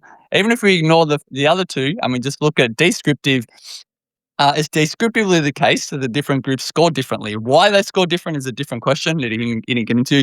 But he said, the reason I talk about it is at the moment, any disparate outcomes are being blamed on discrimination, and that's simply not the case. So I talk about, IQ differences, etc., because it's not an easy way, but it explains a lot of the variance in disparate outcomes. And as you're alluding to, if more people understood, it can be in anything. It can be in sports, it can be in intelligence, it can be in the workforce. If people understood the point Charles Murray was making, the point you're making, we would hope there'd be less tensions. But the Marxists will still be there stoking the flames because it's in their best interest to retain the oppression hierarchy. Yeah, no, it is very tragic, and it is going to be the biggest source of future violence because we're having these sort of multicultural societies imposed upon us, and if we don't have any reasonable way of understanding group differences, really then the purpose is to create massive amounts of generally violent social conflict. And as men of peace, we should try to reason with people rather than let the sophists take them over with dreams of pillage and murder, and that does not go very well, of course, throughout history, and it's coming unless we do a lot to try and stop it. Now, of course, no individual can do it, but my goal is not to say, well, I can stop it and so on, although I think help promote this sort of science about this more than most people in history, but it's just, if it does come about and I could have done more, at least I can say I did as much as I could without getting killed, because that's the end result of a lot of this kind of stuff. And I want to do maximum philosophy, which means to kind of go up to the edge before they take you out completely. But I just want to make sure I have a clear conscience, no matter what comes out. If you can stop this kind of escalation with science and reason, fantastic. If it turns out to not be possible, I don't want to look back and say I should have done more. Because I think that's, if you have particular communications abilities as you have and as I have, and if you have intelligence, it is not for your pleasure. It is not for your purpose. It is not to go and get laid. It is not just to go and make a lot of money for you. It is a collective social good. I did not earn my intelligence. I did not earn my communications abilities. I mean, I've worked on them and so on, but I've worked on them because I happen to be pretty good at them to begin with. I view that as a social good. It is not just there for me to satisfy my own hedonistic pleasures, but because I inherited something quite accidental, it is sort of like the purpose is to do as much good as I can to repay the accidental gifts that I was given because I did not earn. It gives you a lot of humility to realize how much of intelligence is genetic, because then you realize that I didn't earn it. Nobody earns it. It really matters what we do with it, and we should do with our intelligence whatever we're going to do with the full humility of knowing that it is a social good. It is not just for our pleasure, and we do have a responsibility to use our accidental gifts to make the world a better place. And there's a lot of humility in that. Because if I just thought, well, I've just polished my intelligence and I'm just so magnificent, I mean, then the vanity would kick in and I would use it just for my own pleasure and benefit, which would be unfair. If I happen to inherit $10 million, that does not make me a brilliant businessman, and I should probably try and do as much good with that with all the humility of knowing that I didn't earn it myself. 100%. A common tactic that people use on me, on you, on Charles Murray is to say, you are saying that these people who are, average or low IQ, you're saying they're bad people. You're saying they have no moral worth or human value. And nobody, the people I just mentioned, I've never heard say that a single time. I don't say that, but it's a straw man attack to try to just get you to stop talking about it. But Charles Murray in particular, and I try to do it as well. And as you just alluded to, he goes to great lengths to say, I'm not saying that. I've never said that. I'm saying the opposite. People with high IQ have not earned those gifts, and every human has intrinsic value and worth. So this Well, is a and I'm sorry common to interrupt, but it's a massive amount of projection, because the people 100%, the people 100%. who were saying that there's a particular group that has less moral worth and in fact are corrupt and evil is all the people who say that the highly intelligent have stolen everything from the less intelligent, and that the capitalist who's risked everything and started a business is actually stealing from people, and the Europeans stole everything from Africa and India, and they're evil racists and white supremacists and colonists, and right. So the dehumanization of those on the IQ scale don't come from the smart people towards the less intelligent, but come from the sophists towards the intelligent, calling us all evil, racists, and pillagers and colonized, well, particularly if you're white. So it is pure projection, and I'm sort of tired of playing the defense game, and I just wanted to sort of point it out that if there is dehumanization and the stripping of moral worth from people, it comes from the sophists and the leftists in particular towards the more intelligent, and that's where the real dehumanization and moral aggression and demonization comes from. You said, every accusation is every accusation is a confession. Yes. You're stating that very well. When people accuse you of something, it says a lot about them. And the fact that they react this way shows that, a lot of these people you're referring to, the quote unquote upper class, whatever, they're the ones who hold these views and condescend. And a very quick anecdote, Charles Murray was mentioning that in one of the podcasts, a plumber came to his house because I don't know if he had a water leak or a gas leak or something, say a water leak. And the plumber was doing all kinds of stuff that Charles Murray said that he had no idea what was going on, and he would be helpless without this plumber. And Charles said, I don't look down on this plumber. I don't think I'm better than this plumber. I don't think I have more moral worth. He said, in fact, it may be the opposite. In a society where things break down, the plumber's going to have more value than high IQ people. So, this is you're 100% correct. It's the elites who are projecting and giving away a lot about their own views. I have a friend on speed dial who's very good as a handyman, and it's a great skill. I grew up in poverty, relatively, and I grew up in apartments that were always rented. So any time we had a problem, you don't fix it yourself. You just call the landlord. The landlord calls the plumber or the electrician or whatever needs to be done. And then I didn't get my own place until I was in my late 30s, late 30s, early 40s or something like that. And by then it's just way too late, way too late. So, because if you grew up on a farm or you grew up in a house where there's not a lot of money, then you have to fix your own stuff, and you learn about that with your dad, maybe your mom a little bit too. And I am useless with that stuff. Like I had, that thing, you go and flush the toilet and you get that horrible thunk and there's no tension because the chain is off and something like that.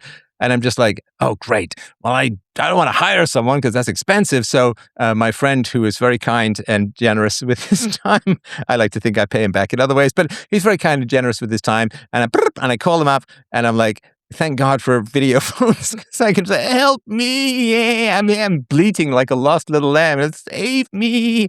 And he helps. And it's like, great. He's really good at this stuff. And there's stuff that I can maybe help him with from time to time. But, that's exchange of value. Who is to say better or worse? It's sort of like saying, what's better, a brown bear or a polar bear? I guess to use somewhat ethnically charged analogies.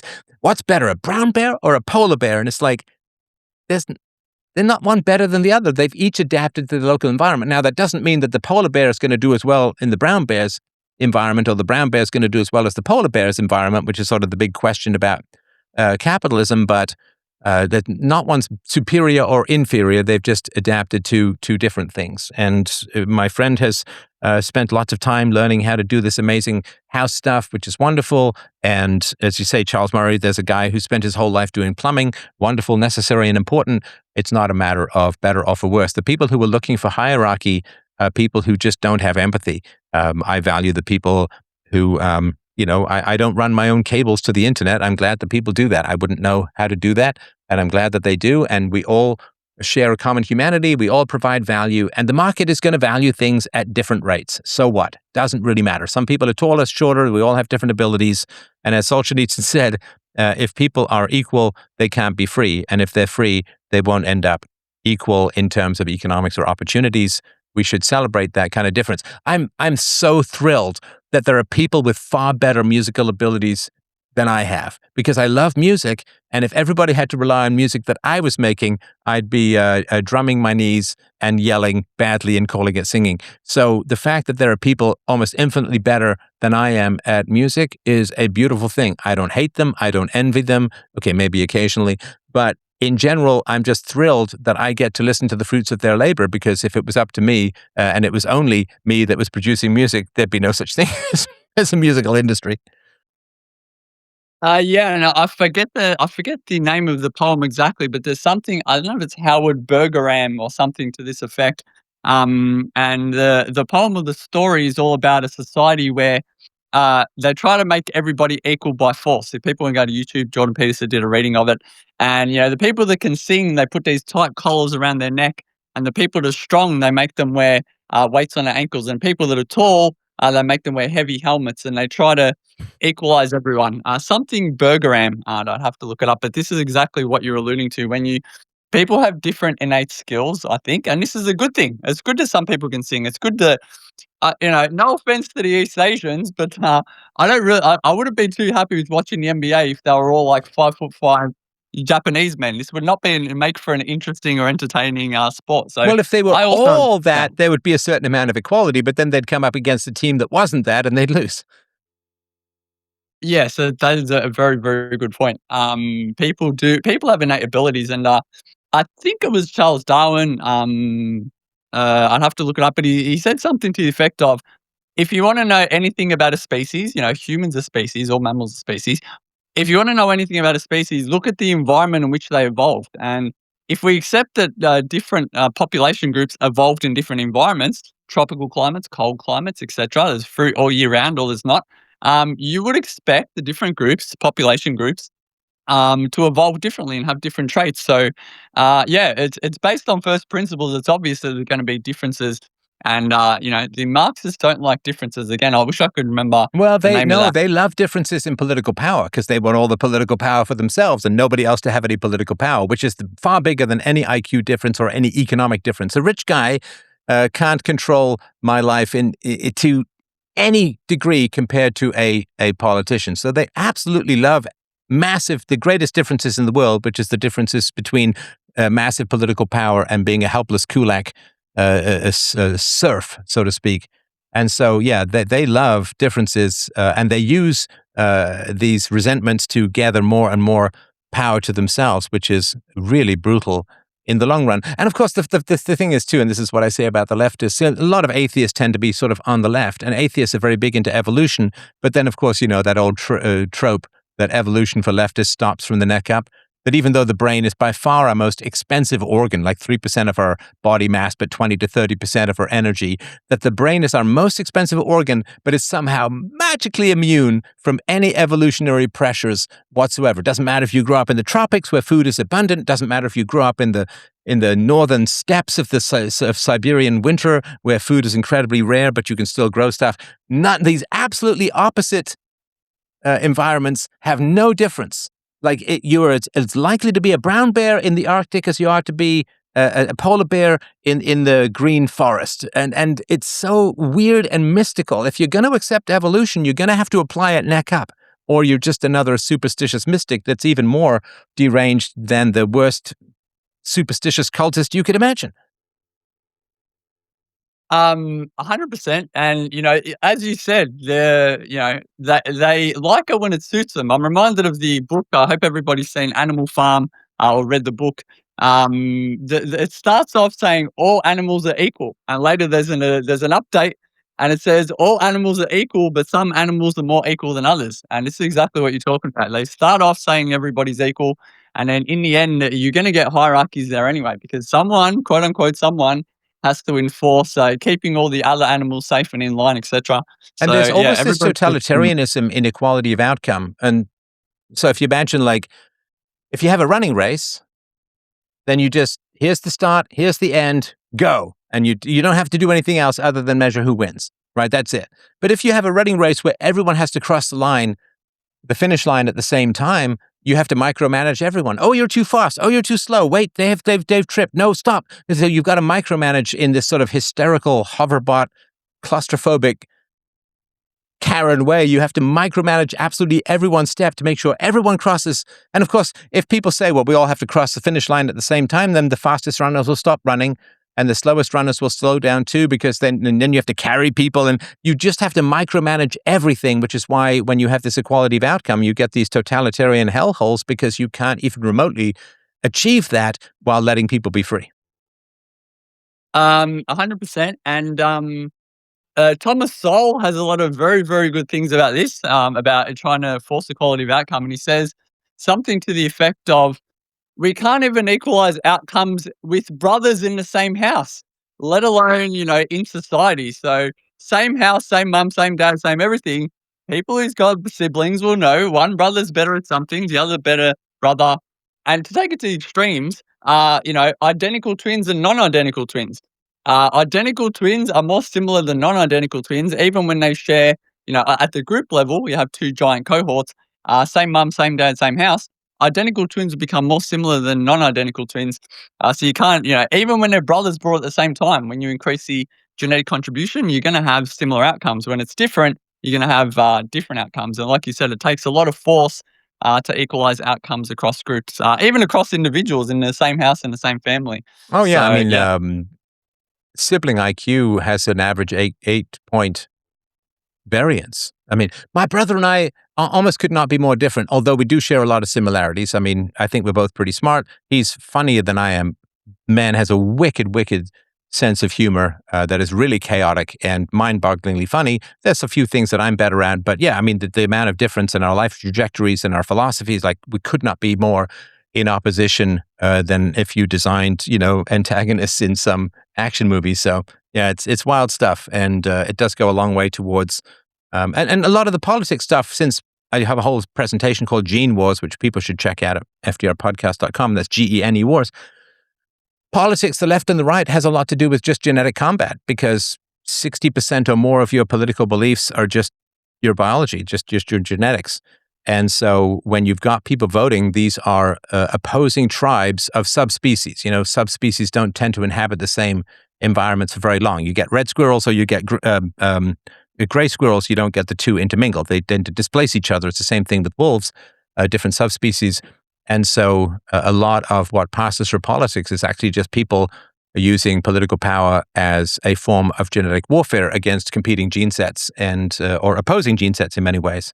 So yeah, it's without understanding this kind of stuff, I think the world is kind of incomprehensible for a lot of people. And then because it's incomprehensible, they resort to the mysticism of bad intentions. Shout out Richard Dawkins, the selfish gene. This is 100%. Genes want more of their own kind. They want to propagate their own genes. And as you said, the political preference is, slightly, I'd say moderately heritable, as you said, 50 to 60%. The IQ heritability is generally around 70 to 80 or zero point 0.7, zero point 0.8, as you're alluding to as well. I'm just cognizant of your time. I just want to make a brief pivot if I can and tell me if this is, inappropriate or you're short on time. But I want to pivot a little bit to intersexual competition. I've been posting about this a lot. I know you know Pearly things. You've spoken to her. I would love to get your opinion on the pick me phenomena. So just briefly, people haven't heard. Pick me is a slur, in my opinion, used by feminists to kind of attack women for holding male typical views. Sometimes maybe they like video games. Then the feminists are, oh, you're a pick me. You're just pretending to like video games so you can get chosen. So this is some people say it's an observation in intrasexual female competition. Are you familiar with the pick me phenomenon, and do you have an opinion on it? Oh, sure. Yeah, no, pick me. And you're right, it is a slur. So the people on the left want to get women to marry the government because there's no more reliable vote. Well, there's a few more reliable voting blocks, but one of the most reliable voting blocks for the left is single women, because single women need a protector, they need resources. They're either going to get it from males or they're going to get it from the government. And so one of the purposes of leftism is to make women hostile to men so that they become dependent on the government and can be reliably voted on for more social programs and bigger government and eventually socialism and eventually pure communism. So creating hostility from females to males in particular, and men are sort of fighting back with this with some of the manosphere stuff, which goes too far, of course, which is not much of a criticism, but that's sort of my perspective. And so the pick-me thing is a woman who tries to figure out what a man likes and tries to provide it. Shocking, right? Is called a pick-me because she has an advantage against other women, and she also is going to get more likely to get married, and thus goes from somebody who receives male taxes in the household. A single woman receives, because women pay, twice as much. They receive twice as many benefits as they pay. Men pay roughly twice as many benefits as they receive. So if a woman has a male provider, she now wants less government and lower taxes because that higher taxes diminishes her income. If a woman is single, then she wants higher taxes because it's not coming from her husband, it's coming from other strange men that she doesn't even know. And so the pick-me thing is just a way to get women to not think about what men want and to provide what men like and what men want. This is an old Kevin Samuels argument. He said, for decades and decades, men have been saying, less makeup, lose weight, stop, wear your own hair and be nice and smile and so on, and women won't do it. And so, the idea that you want to get women to not do what men find attractive means they stay single, they want bigger government, political power expands, and the power mongers get more of their dopamine drug of controlling others. But if women end up wanting to please men and getting married to men, then, and this is not my made up, this is actual facts, that married women tend to vote for the right or smaller government, and single women tend to vote more for the left. And so poisoning the relationships between the genders is really a satanic bargain, because it's getting women to rely upon the state, which in the long run can't be relied on because it runs out of money. I hadn't considered the government and the financial aspects. So this is an excellent point. Would you agree, or what's your opinion, if I may, on the male equivalent is sometimes called the sneaky fucker. This is a shout out Eric Weinstein. The observation that male feminists will sometimes pretend to believe in women's views. They'll put on their pussy hats and they'll go to the marches in the hope that these men are generally, skinny, small jaw, pale. They'll pretend to agree with women's views in order to try to win the women's affections, maybe go to a party, wait till she's drunk, and then try to make a move or something. Do you think the pick-me phenomena and the sometimes called the sneaky, well, I don't know if I'm allowed to swear. No, it's fine. I don't care about the swearing. Okay. The sneaky fucker, the male feminist phenomena, especially the ones where they're faking. Do you think these two things are analogous, or do you think that they're separate phenomena for different reasons? Well, I suppose it depends. If the woman is a pick-me because she wants to get married and have children, that would be in one category. The sneaky fucker, the cuttlefish thing, right? The sneaky fucker, if he is just trying to sleep with women with no further commitment, then I think they would be in different categories. Because men, as a whole, we love to serve women if we're appreciated and praised for it. We're like, give us a pat on the head, we'll give you 90% of our income for the next 50 years. And so if the woman is trying to figure out how to get a man so that she can get married and have kids, then that's in a different category. I don't think many of the male feminists are looking to settle down and have kids. I think they're looking for our selected short-term mating strategies, so I would not put them in the same category if that's true. Yes, very good point. Men and women definitely looking for different things. Shout out evolution. Once again, men and women are different. Do you have a view on, I was talking recently about emotional labor. This is a very interesting term that I hadn't heard before. And the way I heard it described was that, if the man's having a freak out, the woman has to do emotional labor to calm him down. She has to exert emotional energy to kind of understand what he's thinking. Wilfred Riley, shout out, he said, to me, this is just being alive, wanting compensation or wanting credit for just, interpersonal skills. Are you familiar with the term emotional labor, and do you have any thoughts on it? Emotional labor. So I think what they're saying is women have to spend a lot of time managing men's emotions, which, Yes, and this is labor. given women's hormonal variance and given women's greater degrees of emotionality and so on, the idea that women have to do the majority of emotional labor in a relationship is like saying that women have to help men move a lot. Move houses and lift couches and take them down spiral staircases. In general, I would say that women tend to be a bit more, and all sympathy to the lovely ladies, but they tend to be on a bit more of an emotional roller coaster than men. They take to things a little bit more personally. If you've ever worked around a bunch of women, the infighting, the cattiness, the mean girl stuff and all of that, the reputational destruction, the gossiping, the backstabbing and all of that. There's a lot of roller coaster that women go through that men in particular don't. Like we may get mad at a guy, call him an asshole to his face and, have it out, maybe punch it out or whatever, but it doesn't tend to last for decades. Some women can hold a grudge till it grows a beard, right? So I would say that as far as emotional labor goes, yeah, it's just sometimes you get irrationally upset at things and you need to be brought to reason. That's as true for men and women. I think it's probably a little bit more true for women than for men, because women as a whole have been taught that men are emotionally retarded and have no value to offer in emotional regulation. We're either completely unemotional or we're, crazy or something like that. And so in order for men to do emotional labor, women have to listen. They have to listen and respect what we bring to the table. Now, fortunately, my wife does, so it's a sort of different matter. But it wasn't like, when I found a woman who listened to me and gave me respect in these areas, I married her within, 6 months. And so if women have been taught that men are useless emotionally and we don't understand feelings, we're kind of autistic and so on, then men don't have credibility and therefore women won't go to them with problems. But because we men are told that women have all this credibility with emotional stuff, then the supply and demand is completely screwed up because we listen to women, so women will talk to about us. Women don't listen to us and therefore we don't try. And then women say, well, I'm doing all the work. And it's like, well, you wouldn't if you gave me credibility and listened to me, then I could help you. But if you don't listen to me, I'm not going to do the work and then you're going to call me lazy or inattentive. And it's like, you can't sell something to somebody who doesn't want it, right? Last one from me, because I'm cognizant of your time and I'm worried I'm being a mic hog. But just to bring a full circle, this is something I'm always curious about with people. My phone is at 5%. It's running the show, and I can't charge it because I'm using it for the mic. So it's the phone more than me. So yeah, if we can keep it brief, I'd hate to go dark while we were talking. 100%. I'm always curious about, formative years, people growing up, it can have a big impact on people's future.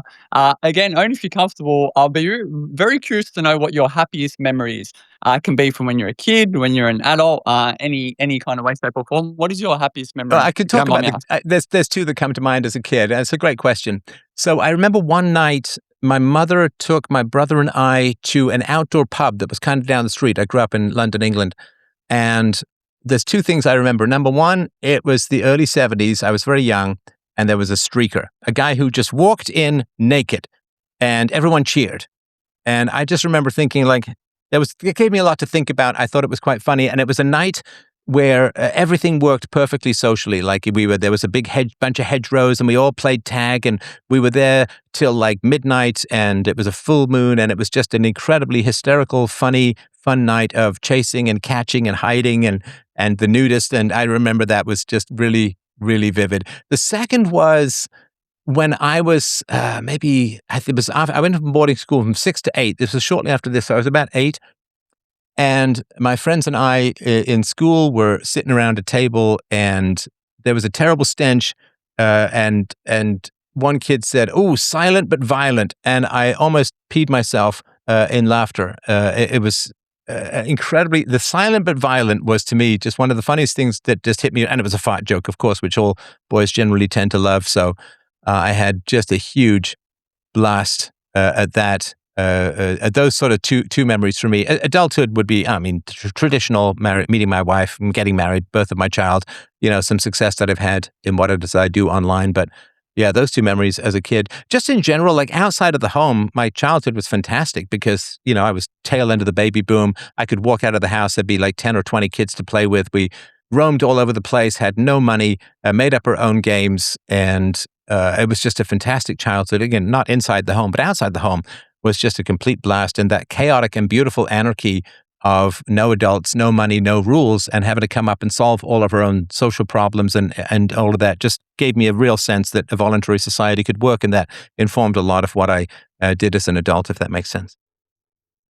100%. And I see Harmony in the listeners. Me and Harmony also have a penchant of predilection for laughing at fart jokes. Whoever smelt it dealt it. So yeah, that was a wonderful, wonderful story. I just want to thank you, Stefan. I've really enjoyed discussing this. I want to encourage obviously everyone to follow your notifications on, check out your content. And I've learned a lot over the years from your, as I said, Linda Gottfriedson, many of those other interviews. That's actually what got me started on IQ was you and those interviews. So I want to thank you for that. And I really appreciate your time. Thanks, brother. Come back anytime. Great questions. And the @ on X is @HitchSlap1, HITCHSLAP1, @HitchSlap1. A great account. I've been following it for a while, and you'll get a lot of great information. And the brother is rigorous in his science, and I've never caught him on anything that's incorrect, which is very impressive. I'm sure he's caught me a couple of times. So lots of love, everyone. We'll talk to you Friday night. Thanks for a great stream. I really appreciate everyone's time tonight. Have a beautiful evening. freedomain.com/donate to help out the show. And don't forget to catch me at Word War Debate. That's going to be, I think, April the 11th in Atlantic City. Word War Debate. Go and check that out. The tickets are not available yet, but they will be soon. Bye, everyone. Lots of love.